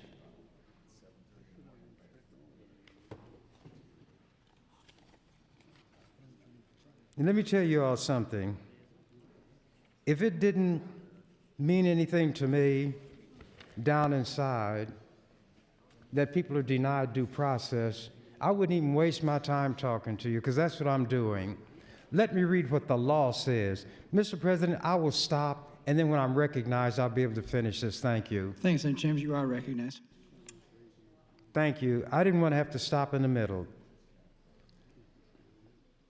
Section 23-3808, entry upon land authorized. This is what can be done without a warrant, without the landowner having any notice. Listen, the county board of a county that has adopted a coordinated program for the management of black-tailed prairie dogs under Section 23-3803, or anyone authorized by the county board, anyone authorized may enter. Are you all listening? Yes. Oh, I heard a yes. At least one person. May enter upon property in the county for purposes of performing the duties and exercising the powers under the Black-tailed Prairie Dog Management Act without being subject to any action for trespass or damages, including damages for destruction of growing crops, if reasonable care is exercised, and 48 hours written advance notice of entrance is provided to the property owner or occupant. But the law says you don't have to be given that notice. That part of the law indicated that you should be entitled to the notice. But there's a general statement that governs all of this particular law that says even if you are not given notice of any kind, all of this can be done. So while internally acknowledging that notice should be given, they erase it by saying no notice needs to be given. They can destroy your crops, they can spread poison, and all the other things they can do by way of taking this action, which is laid out in that bill. I saw it. The belief that I have in due process, fair treatment, even by the government, led me to try to do something to help your people. And you all are the white people who talk about not liking government overreach, that the government is too heavy-handed. I thought you all would eat this up for your kind, but you won't, because my kind is the one who had sense enough and gumption enough to undertake to try to protect your kind. So you hate me more than you love your kind. Go get the Blacktail Prairie Dog Management Act. It's in the statute, and read it for yourself. Jesus got frustrated when he talked to these disciples and other people. After they saw him work miracles, now let's presume everything the Bible says about that is true. He was finally frustrated to the point where he told them, these people will not believe if one came back from the dead. Jesus said that. And you know what proves it? You all say he died and came back alive, and you all don't believe him.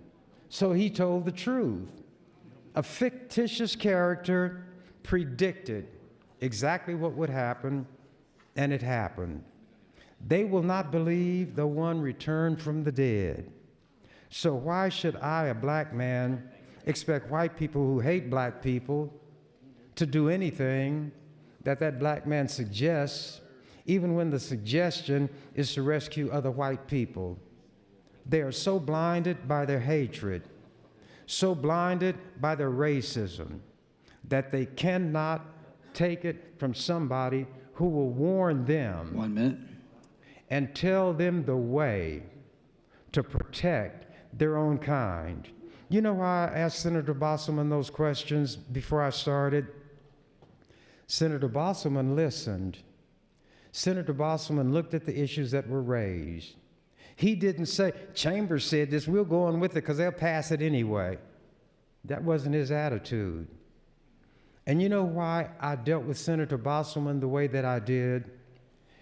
From the way he comported himself, I thought, I had no way of knowing, he could have been like the rest of you all.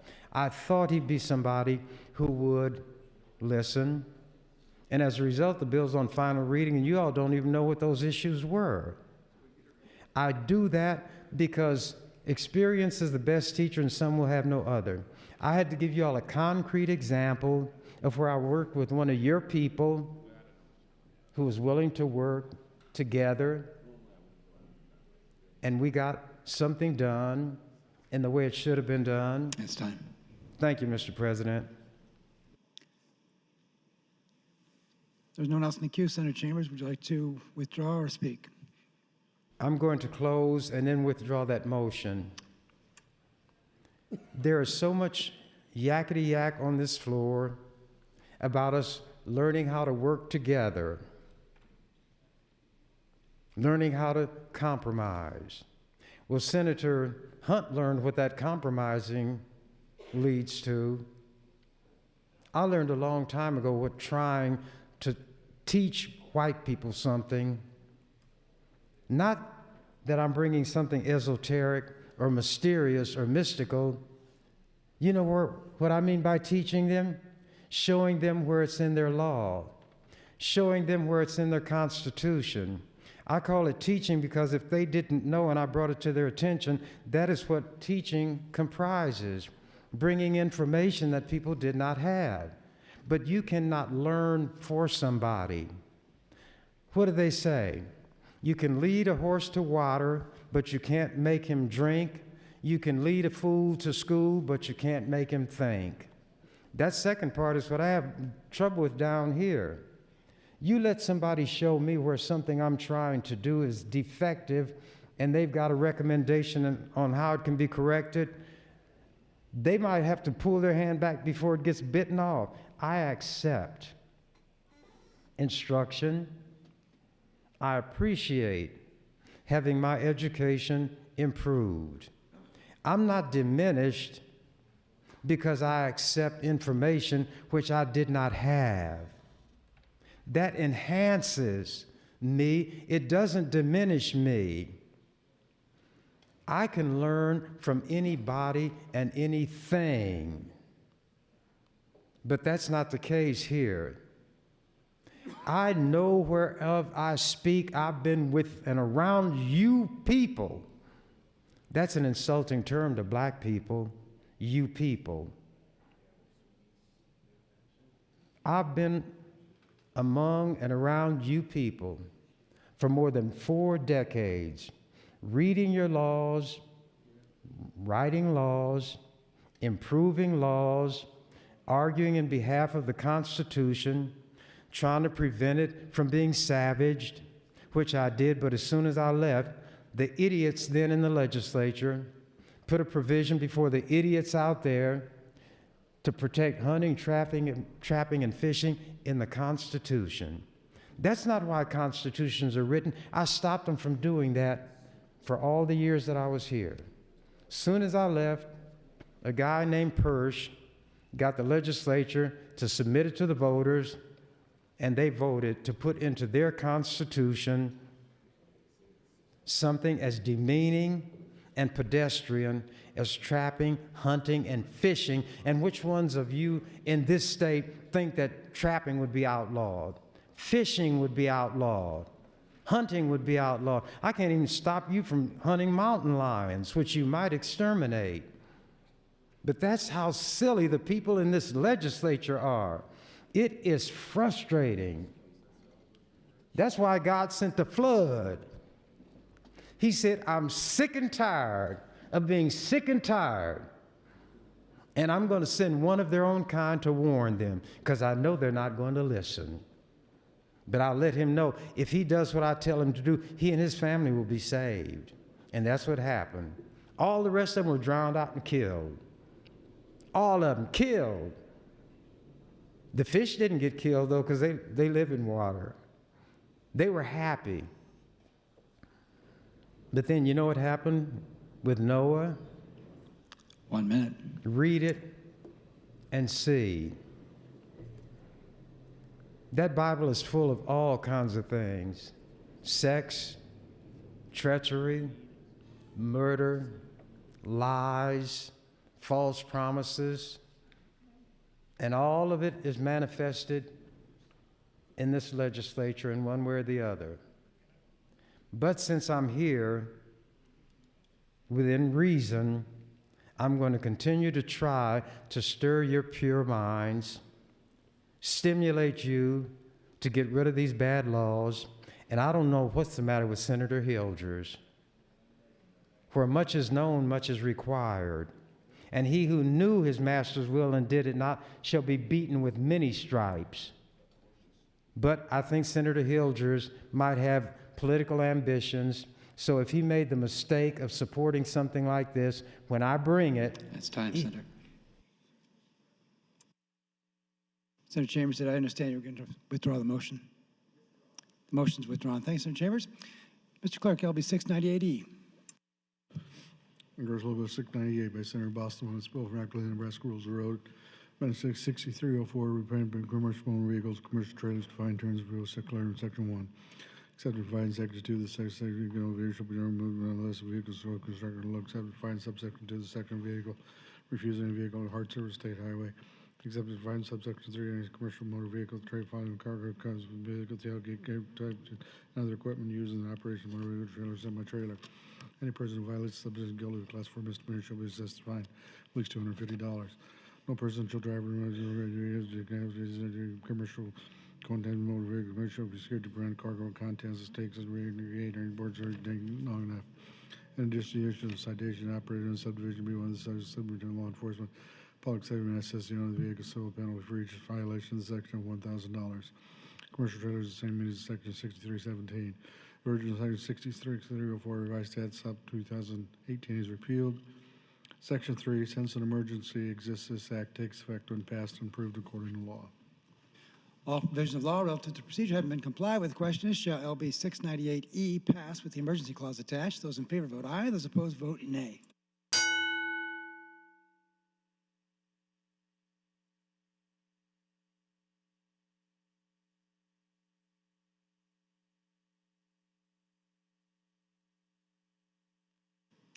Have you all voted carried to?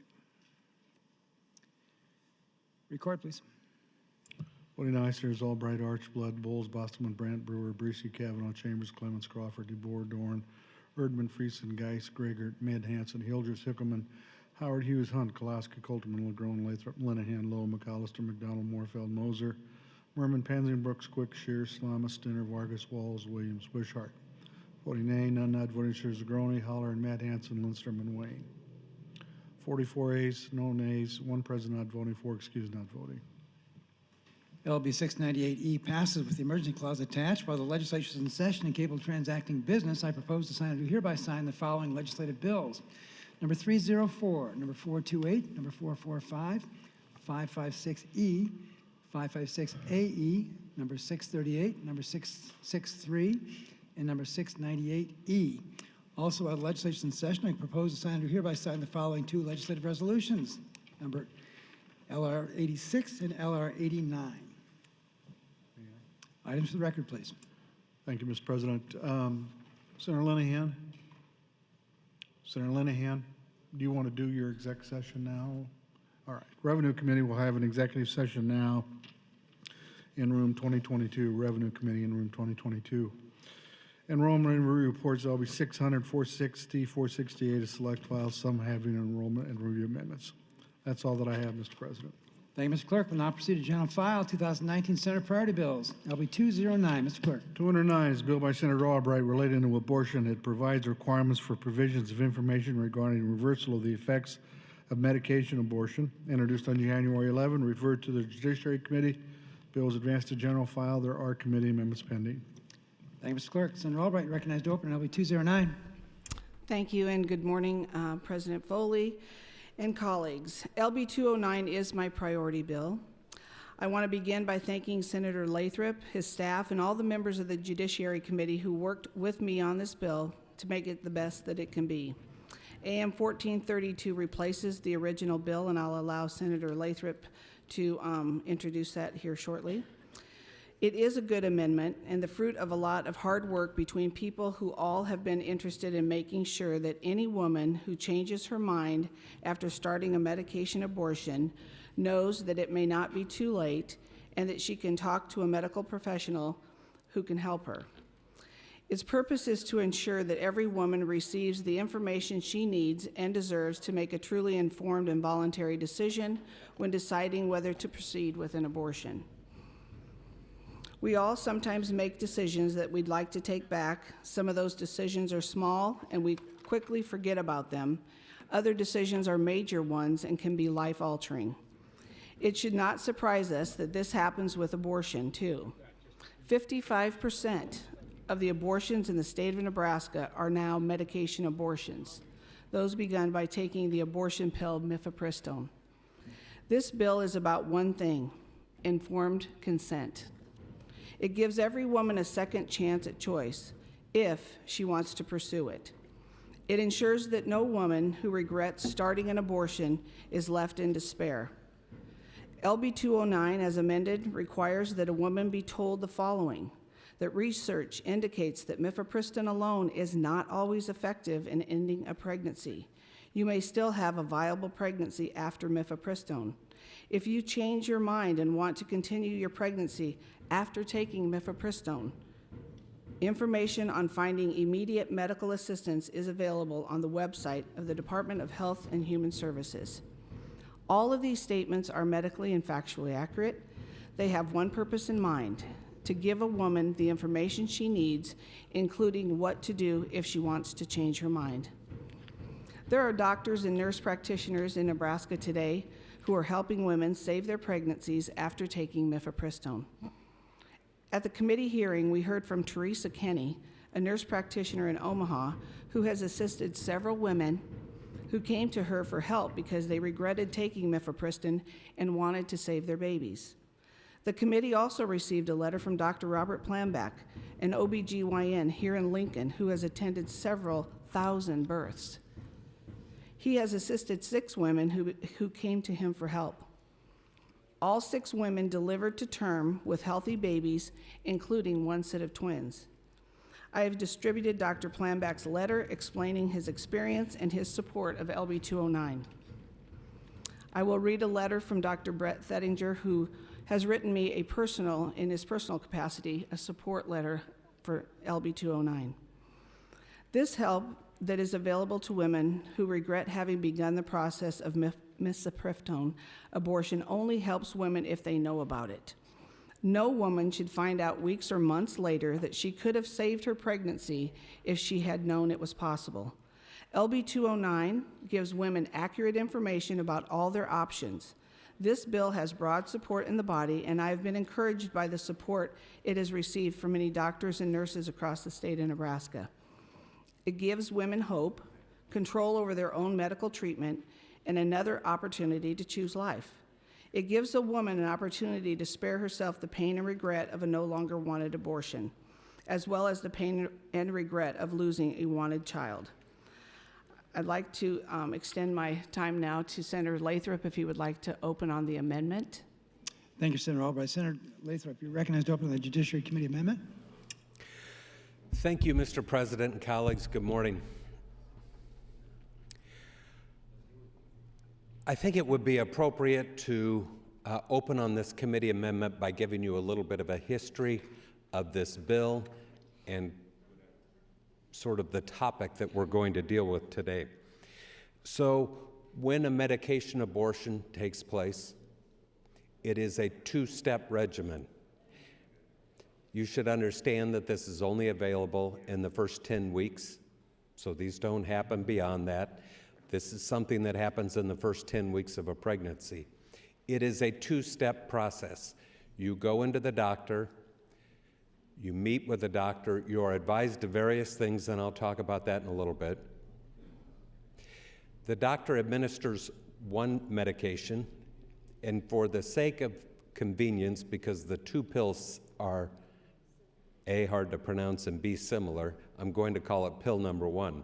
You get pill number 1 in the office after you've been advised of various things that are required by statute, and those things that a doctor would normally tell a patient in the normal course of providing good medical care.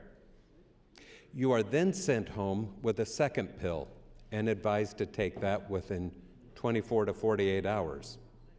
When you do that, it is 95% effective in ending a pregnancy. If you don't take the second pill, research indicates that you have a 25 to 50% probability that you will go on and have a healthy pregnancy and have a healthy child. So if you don't take pill number 2, you can end up with a pregnancy or you might not. There's a 30 to 50% probability that you'll go on and have a healthy child. So when LB 209 came to the committee, it basically required that physicians advise patients it may be possible to reverse the effects of a medication abortion. That's where we ran into a problem in the committee. We heard a great deal of testimony, colleagues, on this topic. We heard from those who are proponents.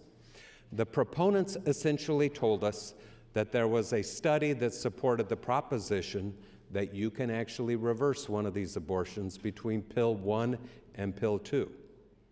That study was done by a guy in California named Delgado. Dr. Delgado was not an OBGYN. He was somebody that put a website up and had people come to him between pill number 1 and pill number 2.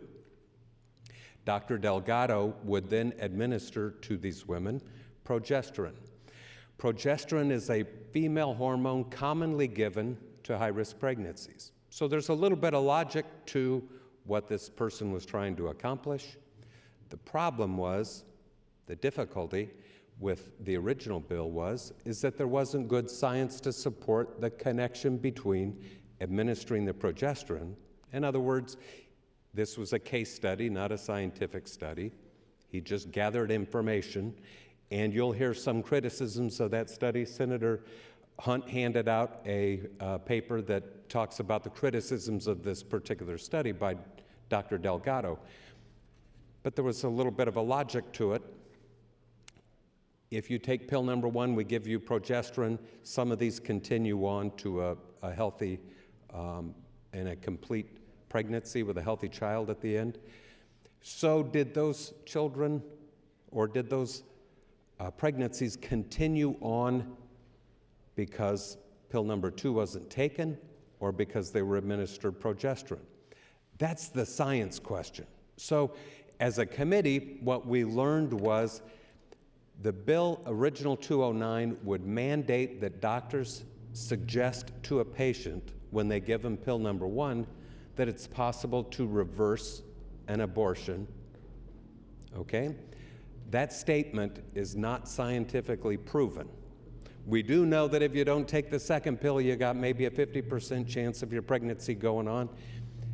So what we ended up with was a constitutional problem with mandating something that had not been scientifically proven, hadn't been scientifically proven with any type of a study, and which some doctors don't believe.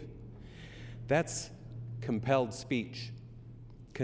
There is a whole body of law on the First Amendment and compelled speech. You can't tell somebody you must say something that isn't true or you don't believe to be true. So we came up with a committee amendment. I should add that there's another criticism of 209 that is not fixed with this amendment. There are an awful lot of people in the medical community that believe that the legislature doesn't have any business telling them what they should have to tell a patient, okay? I believe what we've done in the amendment that I'll introduce in a second is tell them things that are factual.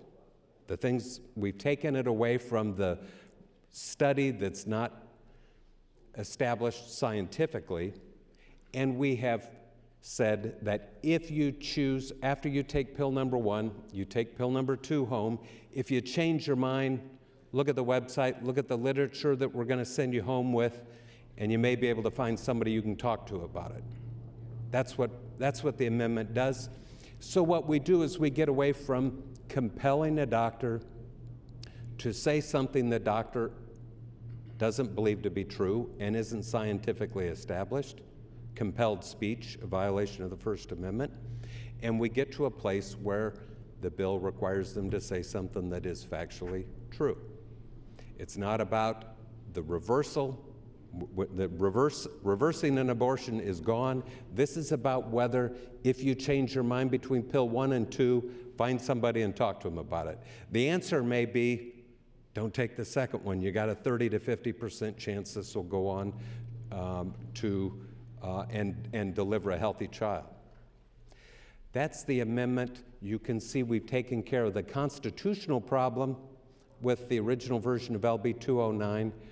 We still are prescribing a script for the doctor to say during the course of care.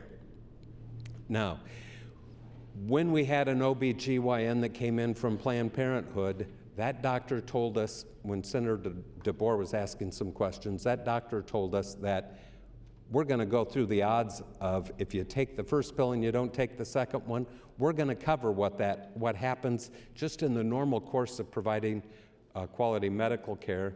So I think where we're at is a place where the amendment is actually factual. Where the train may jump the tracks is if HHS puts something on their website that's not scientifically accurate, but that we don't necessarily have control over. What the doctor will be required to say will be factual, and with that, I would be happy to answer questions on the amendment or on sort of the thought process of those of us on the Judiciary Committee that supported the bill, and I look forward to the debate. Thank you. Thanks, Senator Lathrop. Before proceeding, Senator Dorn announces some guests visiting today. We have a group of international journalists and interpreters sponsored by the U.S. Department of State. They're here to study the aspects of a free press in our country. Those visitors are with us in the North Balcony. We can ask them to please rise. We can welcome you to the Nebraska Legislature.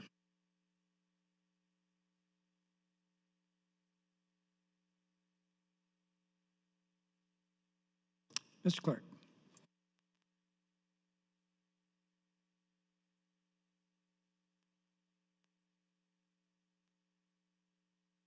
Debate is now open. LB 209 of the pending committee amendment. Senator Slama. Thank you, Mr. President.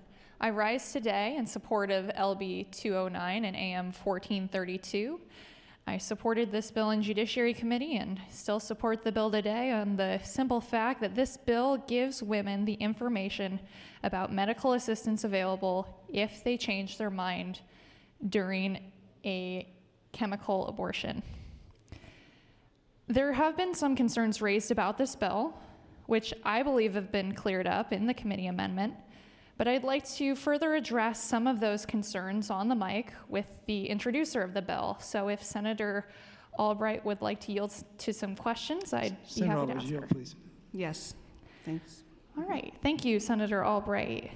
So just to address some of the concerns with this bill, I'd like to ask first off, does this bill require doctors to tell patients seeking abortion that medication abortion is reversible, dictating a practice that is not medically or scientifically supported? Well, LB 209 as amended requires that a woman be told that mifepristone, that first pill alone, is not always effective in ending a pregnancy. You can still have a viable pregnancy after taking mifepristone. If you change your mind and you want to continue your pregnancy, after taking mifepristone, information on finding immediate medical assistance will be available on the website of the Nebraska Department of Health and Human Services. And all these statements are medically and factually accurate.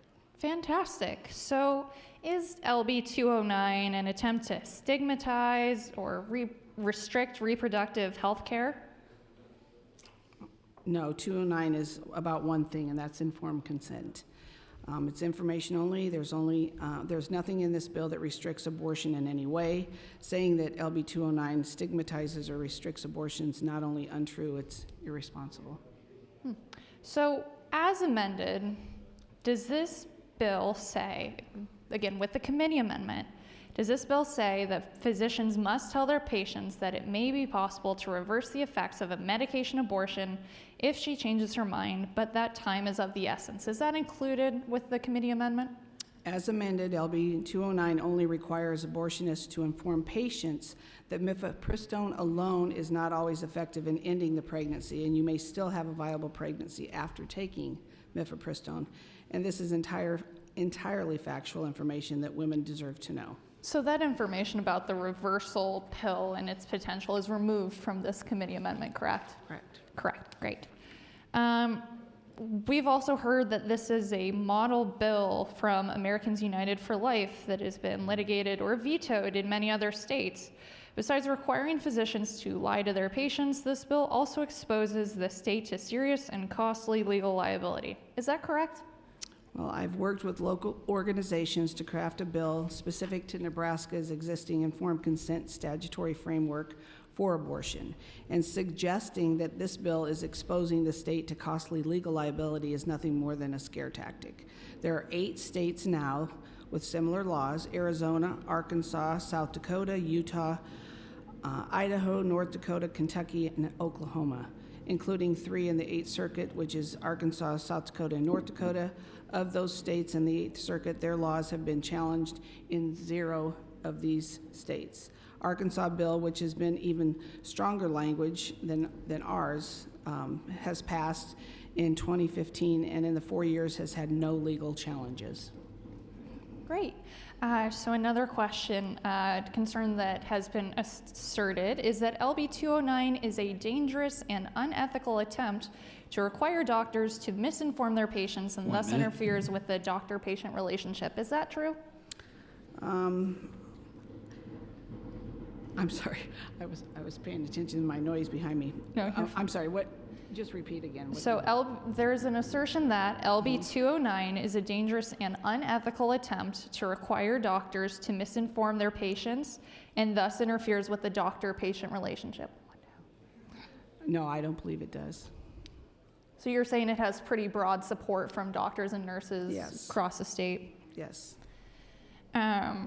Great. So there's also a concern that legislative mandates based on unproven, unethical research are dangerous to health. Politicians should never mandate treatments or require that physicians give their patients inaccurate information.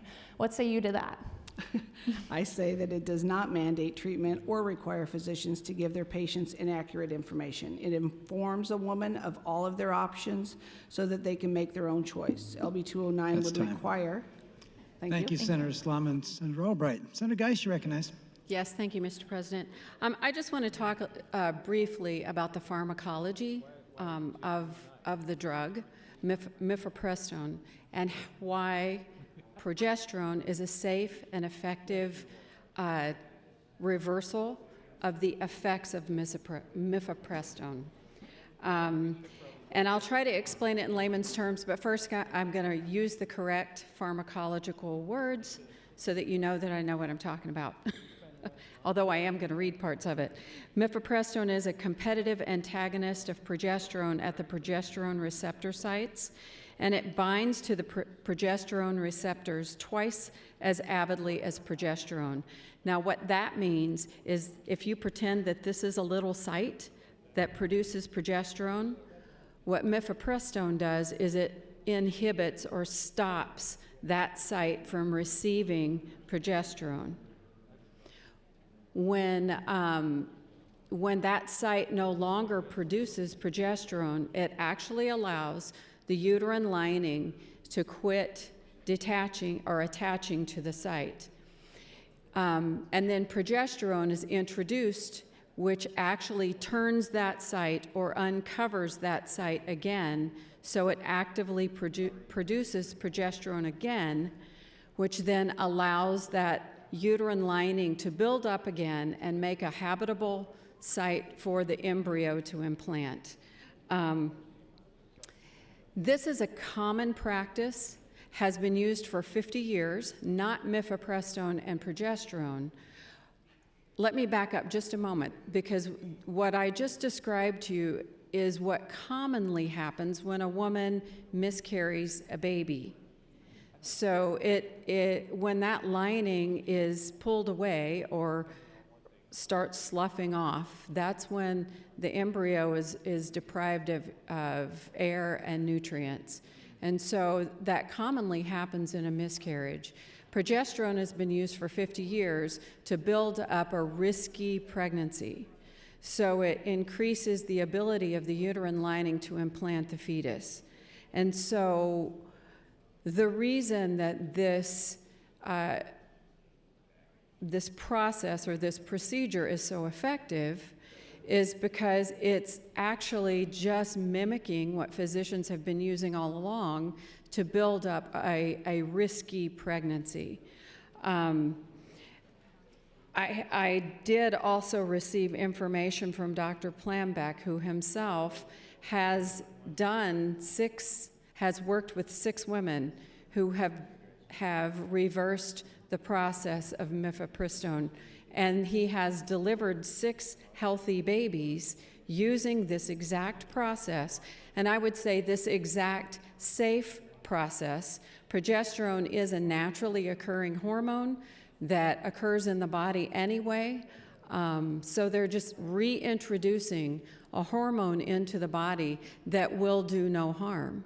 If mifepristone has been taken and the embryo and the baby has already died, progesterone will not bring that baby back to life. So introducing progesterone into this equation will do no harm to the woman. So whether it will only promote a healthier pregnancy if that mifepristone has been ineffective in the period of time it's been taken to reject the embryo. So it is a do no harm, safe, and effective treatment to stabilize a risky pregnancy. And with that, I will yield my time back to the chair. Thanks, Senator Geist. Senator Reitman. Good morning. Thank you, Lieutenant Governor. I appreciate Senator Albright bringing this bill. Of all the bills that I have received emails on this session, this bill has to be at the top of the list. And I understand what Senator Albright is doing. I want to thank the Judiciary Committee for working with Senator Albright and bringing this Amendment 1432. I am in support of both of those. The emails that I have received are very supportive, and they describe things such as Senator Geist just did. And I appreciate the opportunity we have to vote on something that'll make a difference in a young person's life that had never done anything wrong. Senator Holleran brought that up last week on the bill that we discussed. But I would like to ask Senator Albright a question or two if she would yield. Senator Albright, you yield to questions, please.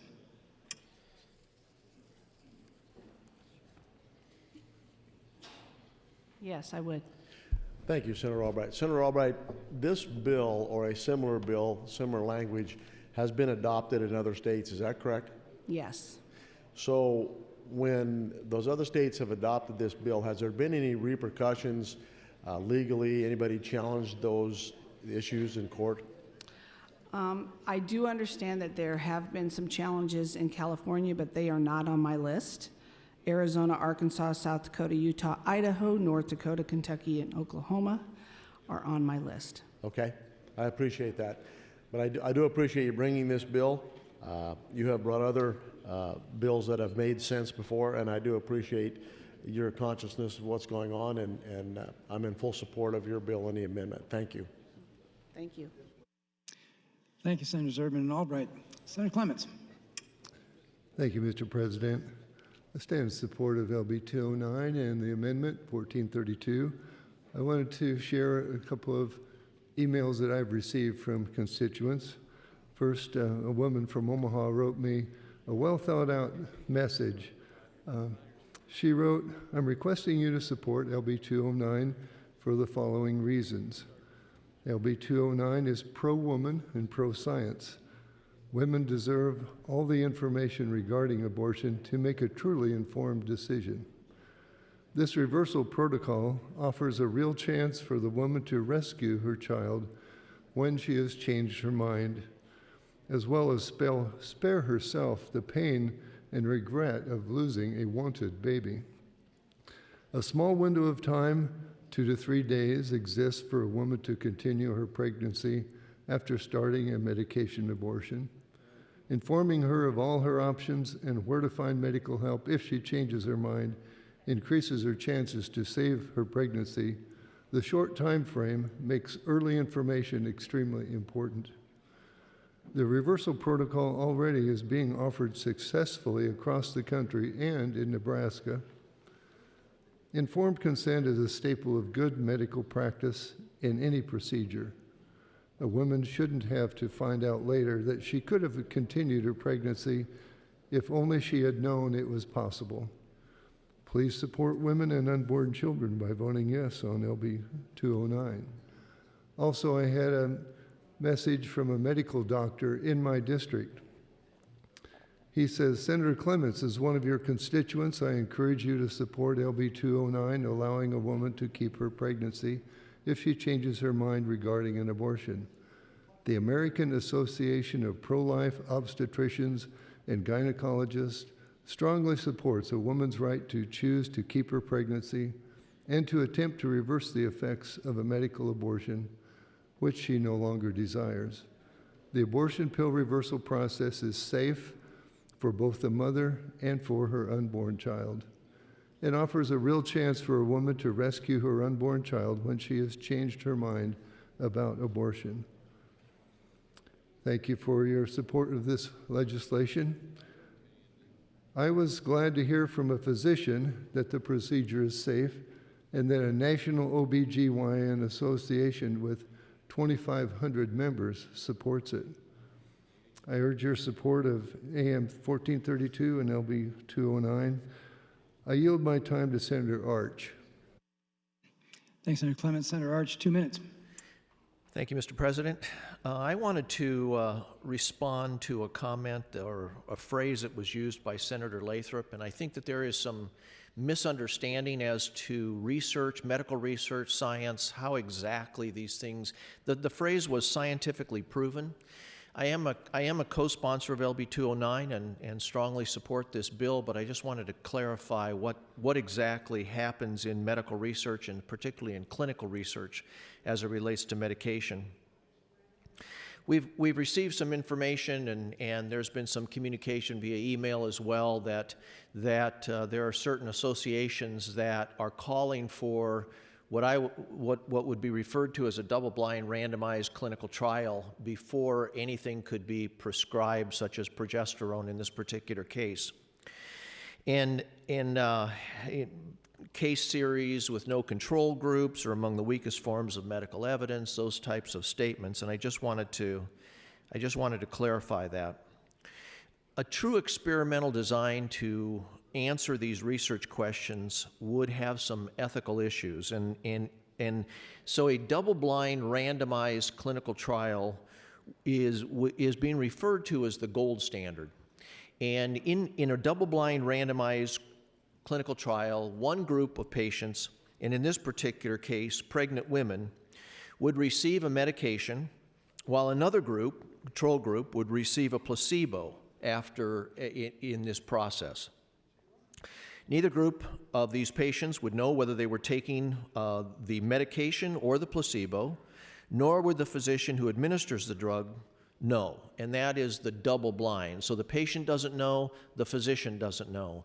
There's actually something referred to as a platinum standard, and that is where the analyst that analyzes the data would also not know, so it's a triple blind study, and as believing that would even be a stronger Senator experimental design. That will conclude Senator Clems's time, and you're now in your own time. Thank you. 5 minutes. So in this particular case, all of the patients volunteer, of course. They sign consent forms. Neither know whether they're receiving the placebo or the medication in this type of an experimental design.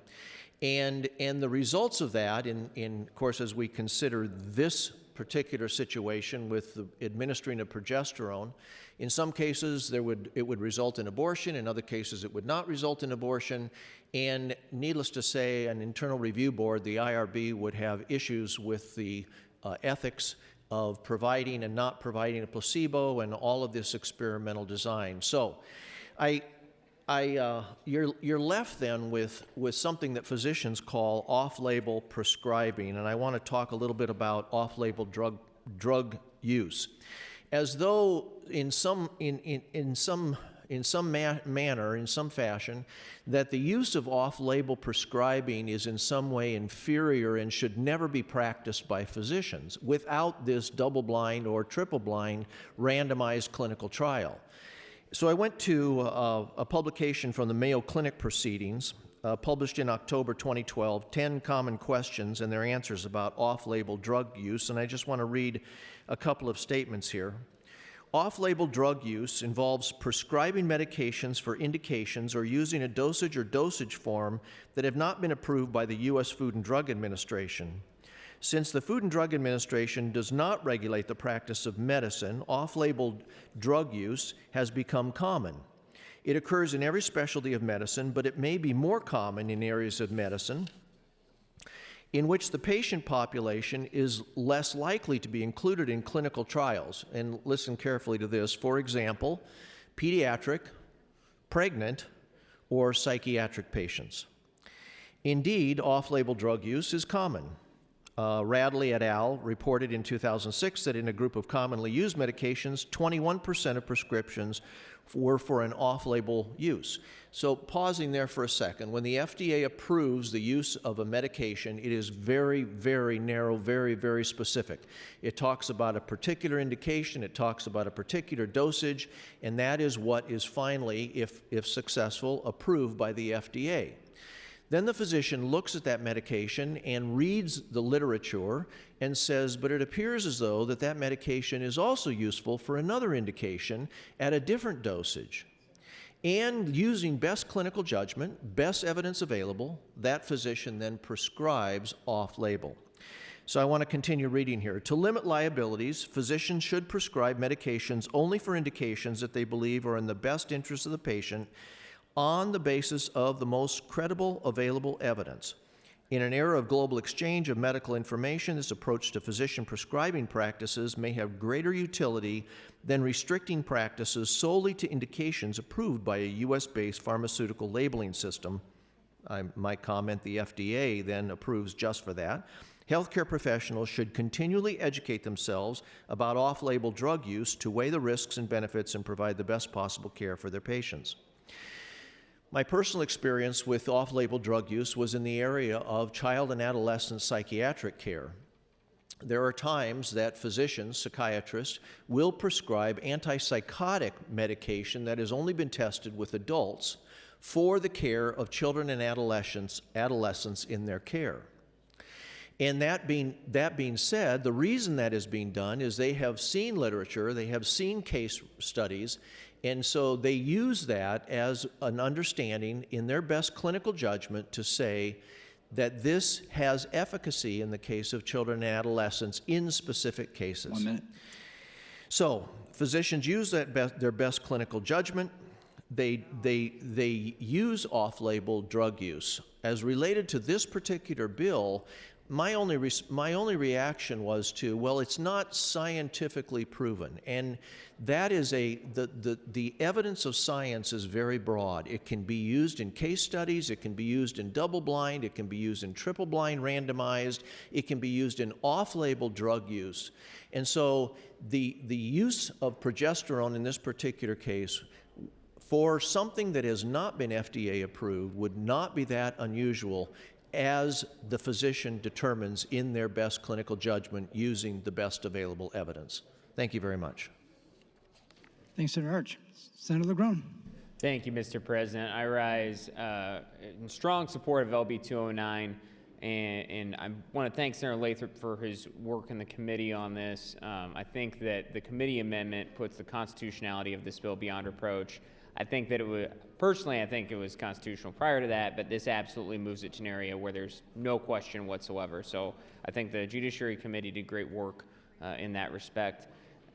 I support this bill wholeheartedly because this is a bill about providing factual, truthful information to a patient, and I think any time we can do that, it leaves us better off. So thank you, Mr. President.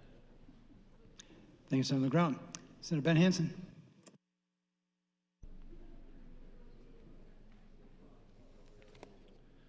Thank you, Mr. President. I just want to say that I am standing in favor and going to vote yes on LB 209. I do appreciate the amendment 1432 that Senator Lathrop has brought forward to clear some things up. I think that makes this a better bill.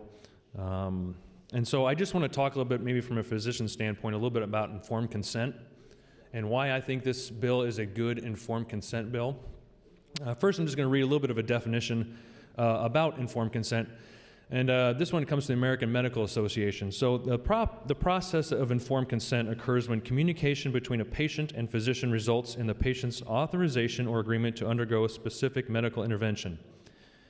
In seeking a patient's informed consent, physicians should, A, assess the patient's ability to understand relevant medical information and the implications of treatment alternatives, and to make an independent, voluntary decision, and B, present relative information accurately and sensitively in keeping with the patient's preference for receiving medical information. The physician should include information about the diagnosis, the nature and purpose of recommended interventions, and an important one here, the burdens, risks, and expected benefits of all options, including foregoing treatment.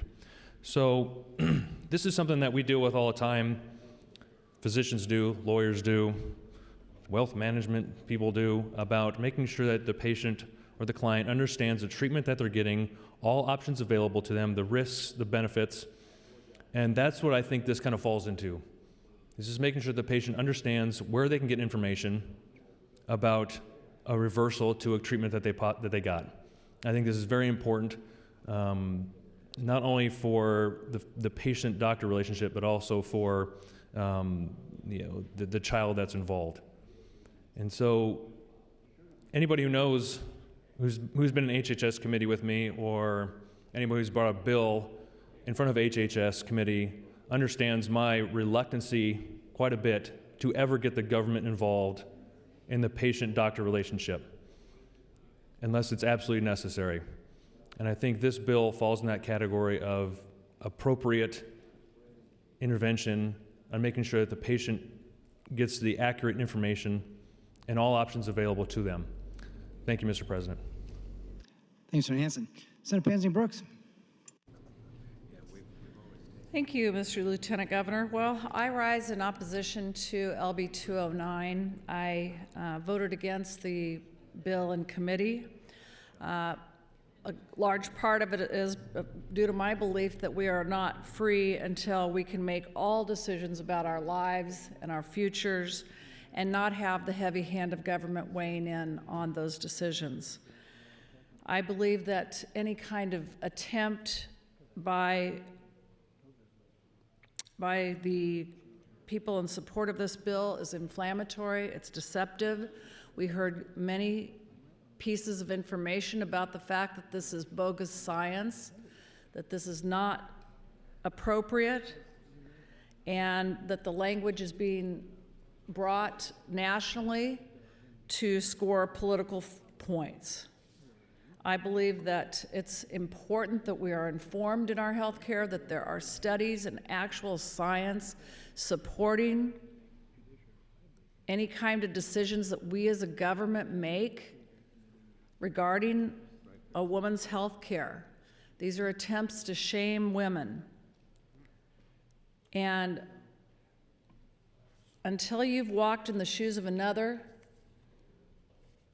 I don't believe it's up to us to make that decision for someone. Again, we had discussions today saying that this is accurate information, but you weren't at the hearing, and the opposite side that says this is not accurate information. I've had a couple people that I've talked to that are friends that are pro-life, or excuse me, anti-abortion, because I am pro-life. The anti-abortion friends said, this gives false hope. To require this language, to give some sort of hope that if somebody changes their mind, I'm not against a doctor informing, but I am against this kind of imposition on speech. The U.S. Supreme Court's precedents, there's a court case, Nifla versus Becerra, and in that case, quote, the U.S. Supreme Court's precedents have long protected the First Amendment rights of professionals. For example, the court has applied strict scrutiny to content-based laws that regulate the non-commercial speech of lawyers, professional fundraisers, and organizations that provide specialized advice about international law. Moreover, the court has stressed the danger of content-based regulations in the fields of medicine and public health where information can save lives. The dangers associated with content-based regulations of speech are present in the context of professional speech. As with other kinds of speech, regulating the content of professional speech poses the inherent risk that the government seeks not to advance a legitimate regulatory goal, but to suppress unpopular ideas or information. A disclosure requirement cannot be unjustified or unduly burdensome.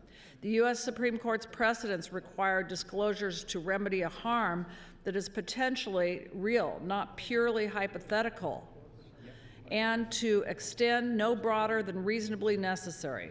Broad prophylactic rules in this area have been rejected. Otherwise, they risk chilling the protected speech. Importantly, a state has the burden to prove that a disclosure requirement is neither unjustified nor unduly burdensome.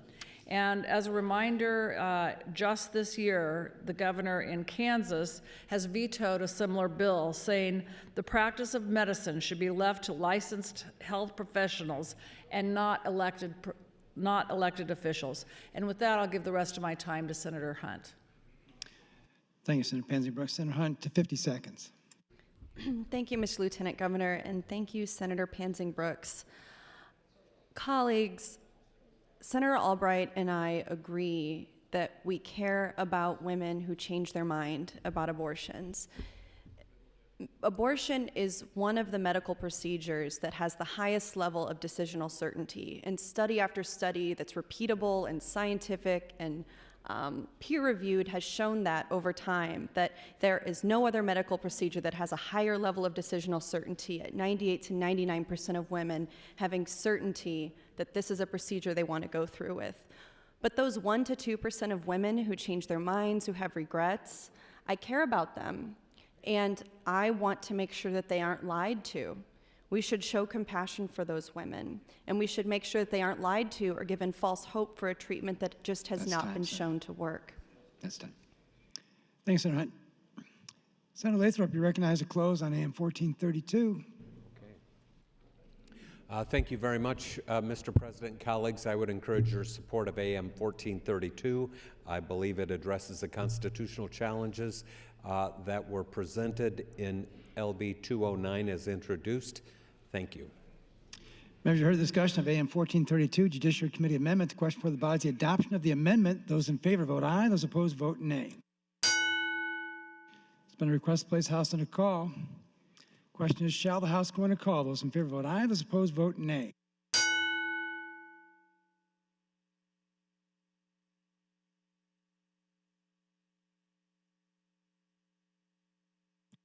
Record, please. 27 ayes, 3 nays to place House under call. House under call. All members, please return to the chamber. Record your presence. The House is under call.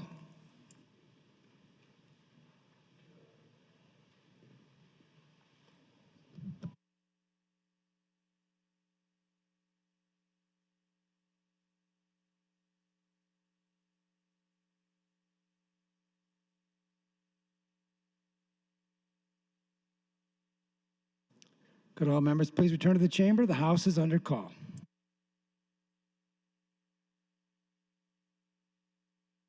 Senator Urban, if you can check in.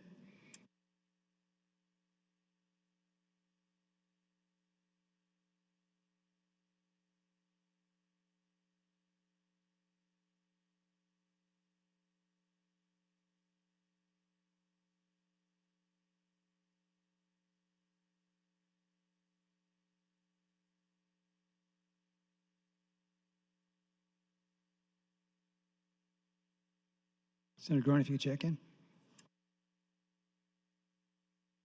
Senators Colton and McDonald and Chambers, please return to the chamber and check in. House under call.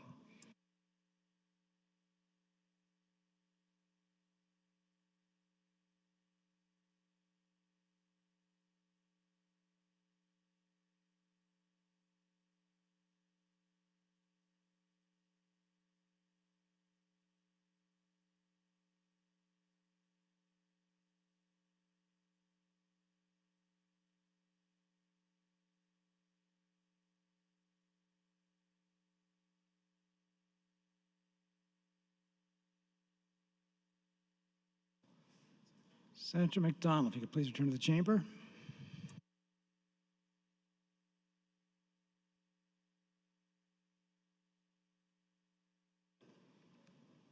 Senator Albright, at this point we're lacking Senator McDonald. We could wait or proceed. We'll wait.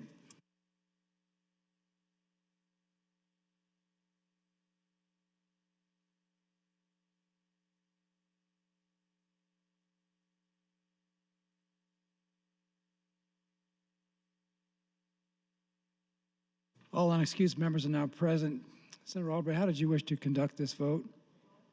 Roll call vote's been requested on the adoption of AM 1432. Mr. Clerk, please call the roll.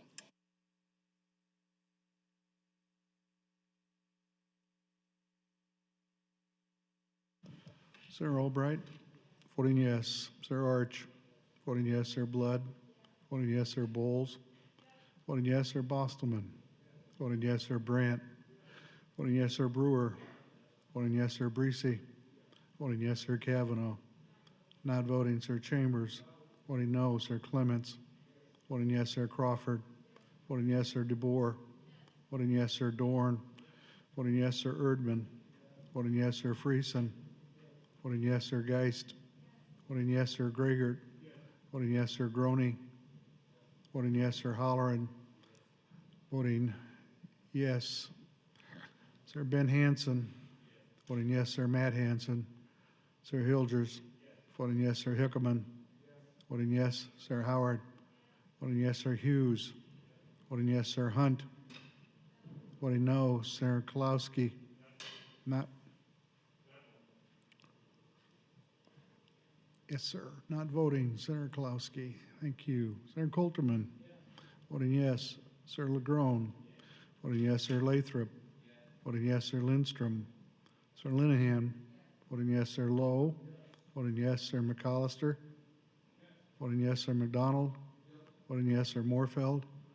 Sir Moser. Voting yes, Sir Merman. Voting yes, Sir Pansy Brooks.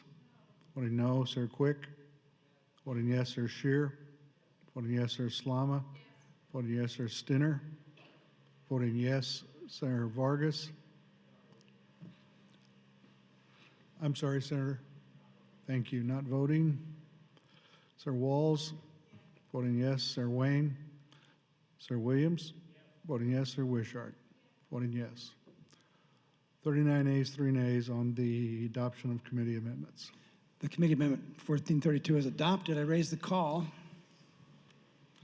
Mr. President, Senator Howard would move to amend with AM 1524. Senator Howard, you're recognized to open on your amendment. Thank you, Mr. President. When I was reviewing this bill on Friday, I realized that there was something missing in the areas around the department's role in some of its oversight of this. It's not a procedure of this service. So annually since the 70s, the Department of Health and Human Services has collected data on abortion statistics, the statistical report of abortions in the state of Nebraska. And so because this is abortion related, upon reviewing this bill, it seemed appropriate that the services that were provided in this bill would also be included in that report. So it mirrors what's already in our abortion statutes. There's broad agreement. I've given it to the introducer and some of the individuals who put together the committee amendment agreement. And because the data on this service in particular is very minimal, if Nebraska providers are going to be offering it, it's important that we record it to help provide more data. Had this bill gone through our committee, we most likely would have also included this data reporting requirement. We already collect data on prescription drugs and diseases through public health and immunizations and a host of other things. We have a birth defect registry and a child and maternal death review. And so all of this this service would then be included in the statistical report on abortions. I don't anticipate any concerns around adding this reporting requirement. If you'd like, I have the report here if you'd like to review what we already are collecting. But otherwise, I would urge the adoption of AM 1524. Thank you, Mr. President. Thank you, Senator Howard. Debate is now open on the amendment. Senator Hunt. Thank you, Mr. Lieutenant Governor. Where to begin? This is the level I'm at. I could just start anywhere here, but I'd like to start with a couple questions for Senator Albright. Would you yield? Senator Albright, yield, please. Thank you. So you say you're bringing this bill 209 so that women have all the options available to them. Is that correct? Yes. You said in your opening statement when you brought the bill that it was about choice. Is that correct? Yes, it is. And it's about informed consent? Yes, it is. And you're doing this to protect women's health? Yes. Okay. So this bill is informed, not the committee amendment that we just adopted necessarily, but the original bill, LB 209, that you brought, the green copy, was informed by a study, right? You're asking me if we're amending in 14? No, when you brought LB 209, it was informed by a study by Dr. George Delgado, yes, 209 right? was, yes. Okay. Have you had a chance to read this paper? Yes, I have. Okay. Well, I'm having the pages distribute this paper right now because I have some questions about the methodology and the findings in this paper. And I think that we need to talk about that a little bit. So while that's being passed out, I just want you to consider the weight of the responsibility that we have here, that pass laws that affect the 2 million people nearly in Nebraska, to know exactly what it is that we're voting on. And if we're adopting policy that's based on science, or if we're just not, then we should be familiar with the study that this is based on. So first, to explain this, I'm going to go through this study a little bit. So the most alarming thing to me is on page 4 of the study, where it says, this is an observational case series with data analysis that received an institutional review board waiver. When I read that, I was like, what? In front of a whole room of people. So the Institutional Review Board is a university's ethics review board. It's completely unconscionable to me that a scientist would do a study providing medical advice or care with real humans without the review of the IRB, which ensures that human subjects who are involved with the study are protected and they're not harmed by participating in the research. I seriously cannot imagine the rationale for this. I'm so alarmed that I actually wrote to the University of San Diego about the footnote in footnote 33 to see if they really did receive a waiver, because it's seriously so evil to do a medical study on patients without appropriate oversight. And this is especially true for a doctor who claims on his website to have an ethical approach to female reproductive health care and respect for the dignity of human life. So I was so disturbed by this ethics of this study that I checked on that with the University of San Diego. And they did, in fact, confirm that this is a study that was done without approval from an institutional review board, without any ethics committee oversight. And in fact, colleagues, this is not a study. This is not a scientific study. The journal where this was published in, it publishes anti-abortion papers. It publishes anti-vaccine papers. The journal that this appeared in is not respected by anybody in the mainstream medical community. And that needs to be a big red flag for us. And in Nebraska, if we're serious about protecting life, I think that we could be leaders in pro-life culture in the whole country if we as a legislature said, you know, if there's evidence that progesterone can help a woman continue her pregnancy, for those 1% to 2% of women that we do have compassion for, who we do want to protect and support, we want to know that that's actually true. We've heard people say up here that there's no ethical way to conduct that study. That's something that Dr. George Delgado said himself about why he conducted this study in the way he did. He said there's actually no ethical way to do this. In fact, one of Delgado's biggest critics is doing a study. And I can sort of explain in layperson's terms how this study is going to work. And I'm going to take some more time on the mic to explain that as well. So the way this study is going to work is the researcher is going to take a pool of women who do want to have abortions, who have that absolute decisional certainty, who definitely want to go through with the procedure. He's going to give them mifepristone, the first drug, and then administer the progesterone treatment that this bill purports works, that this bill is telling Nebraska physicians. Thank you. Thanks, Senator Hunt. Senator Albright.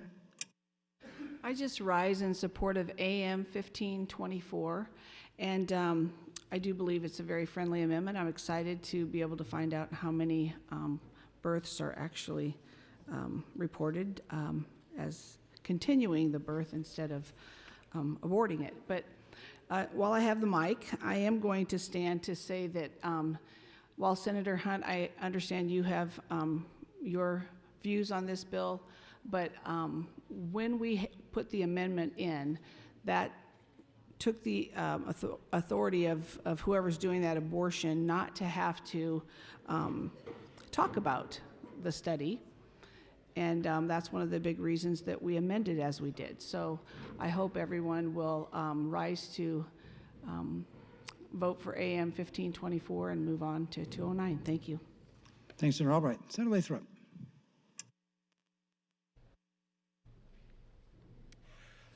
Thank you, Mr. President. Colleagues, I want to echo what Senator Albright just said. And really, this is an amendment offered by Senator Howard to take care of probably an oversight by the Judiciary Committee. When we go into this area, we probably should be amending, or we should be amending. This is sort of a Health Committee catch, if you will, and I appreciate Senator Howard amending it into 209. I think it's altogether appropriate. Thank you. Thank you, Senator Lathrop. Senator Lowe. Thank you, Lieutenant Governor. I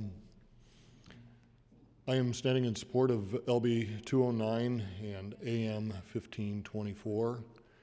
The committee amendment took care of the study.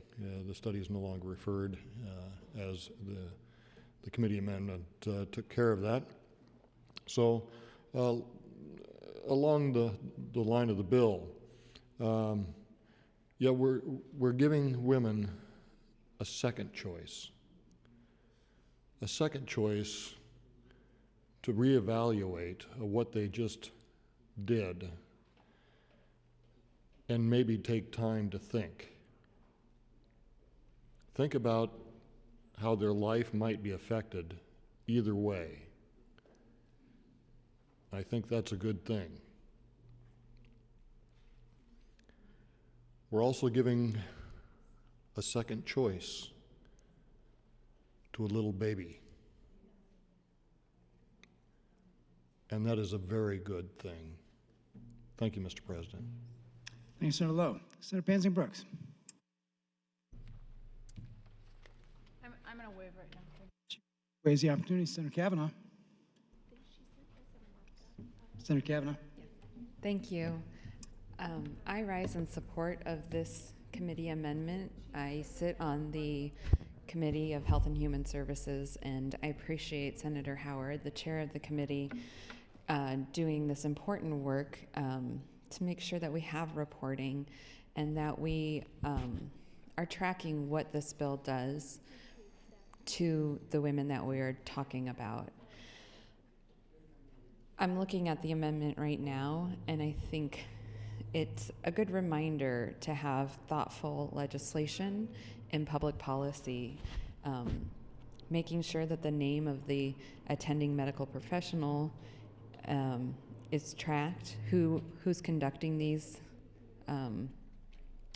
services is really important, and what the outcomes are. And I know that this is something that we do in other areas, so I appreciate Senator Howard and Senator Albright working together on this amendment to make our public policies just a little bit stronger. Thank you. Thank you, Senator Kavanaugh. Senator Howard, you recognize the close on AM 1524. Thank you, Mr. President, and I appreciate everyone's courtesy around this. I realized it on Friday after I reviewed the amendment because I hadn't seen the amendment and talked it over with my staff. So, and then sort of ran around today and made sure everybody had a good look at what we were adding into Section 28-345, which is just adding on to our current reporting requirements. So just for a bit of history, because I really like history, we've actually been reporting on this since 1977 with a few revisions in 1978 and 79. And then the reports that you can find online, just in case you're curious, really online we start in 2000. So you can see sort of how many abortions were performed, whether there was an emergency situation. We did remove the initial legislation in 1977 included like a woman's marital status, and we removed that in 1979, which was really great. It talks about sort of the methodology that's used. That's how, when we're talking about 55% of abortions performed in the state of Nebraska are using medication or medication assisted. The way that we know this is because of this report that we're receiving annually. And so in looking at the contents of 209, it really fits appropriately into the report that we're already collecting. And really, it's just a reiteration. My other expectation is that there shouldn't be a fiscal note by adding this into the report, because we're already doing the report. The form already exists through the department, so it's just adding sort of an additional line onto the form. So I actually really appreciate everyone's courtesy in this. Simply because had this gone through HHS, we probably would have caught this and added it to our data reporting. And with that, I would urge the adoption of AM 1524. Thank you, Mr. President. Thank you, Senator Howard. Members, you heard the debate on AM 1524. The question for the body is the adoption of the amendment. Those in favor vote aye. Those opposed vote nay.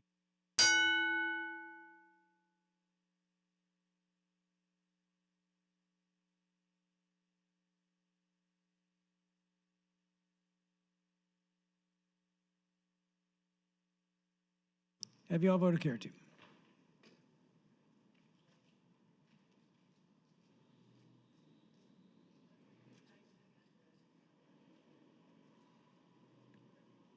Record, please. 35 ayes, no nays on adoption of Senator Howard's amendment. AM 1524 is adopted. Items for the record, please. Mr. President, bills read on final reading this morning were presented to the governor at 11:15.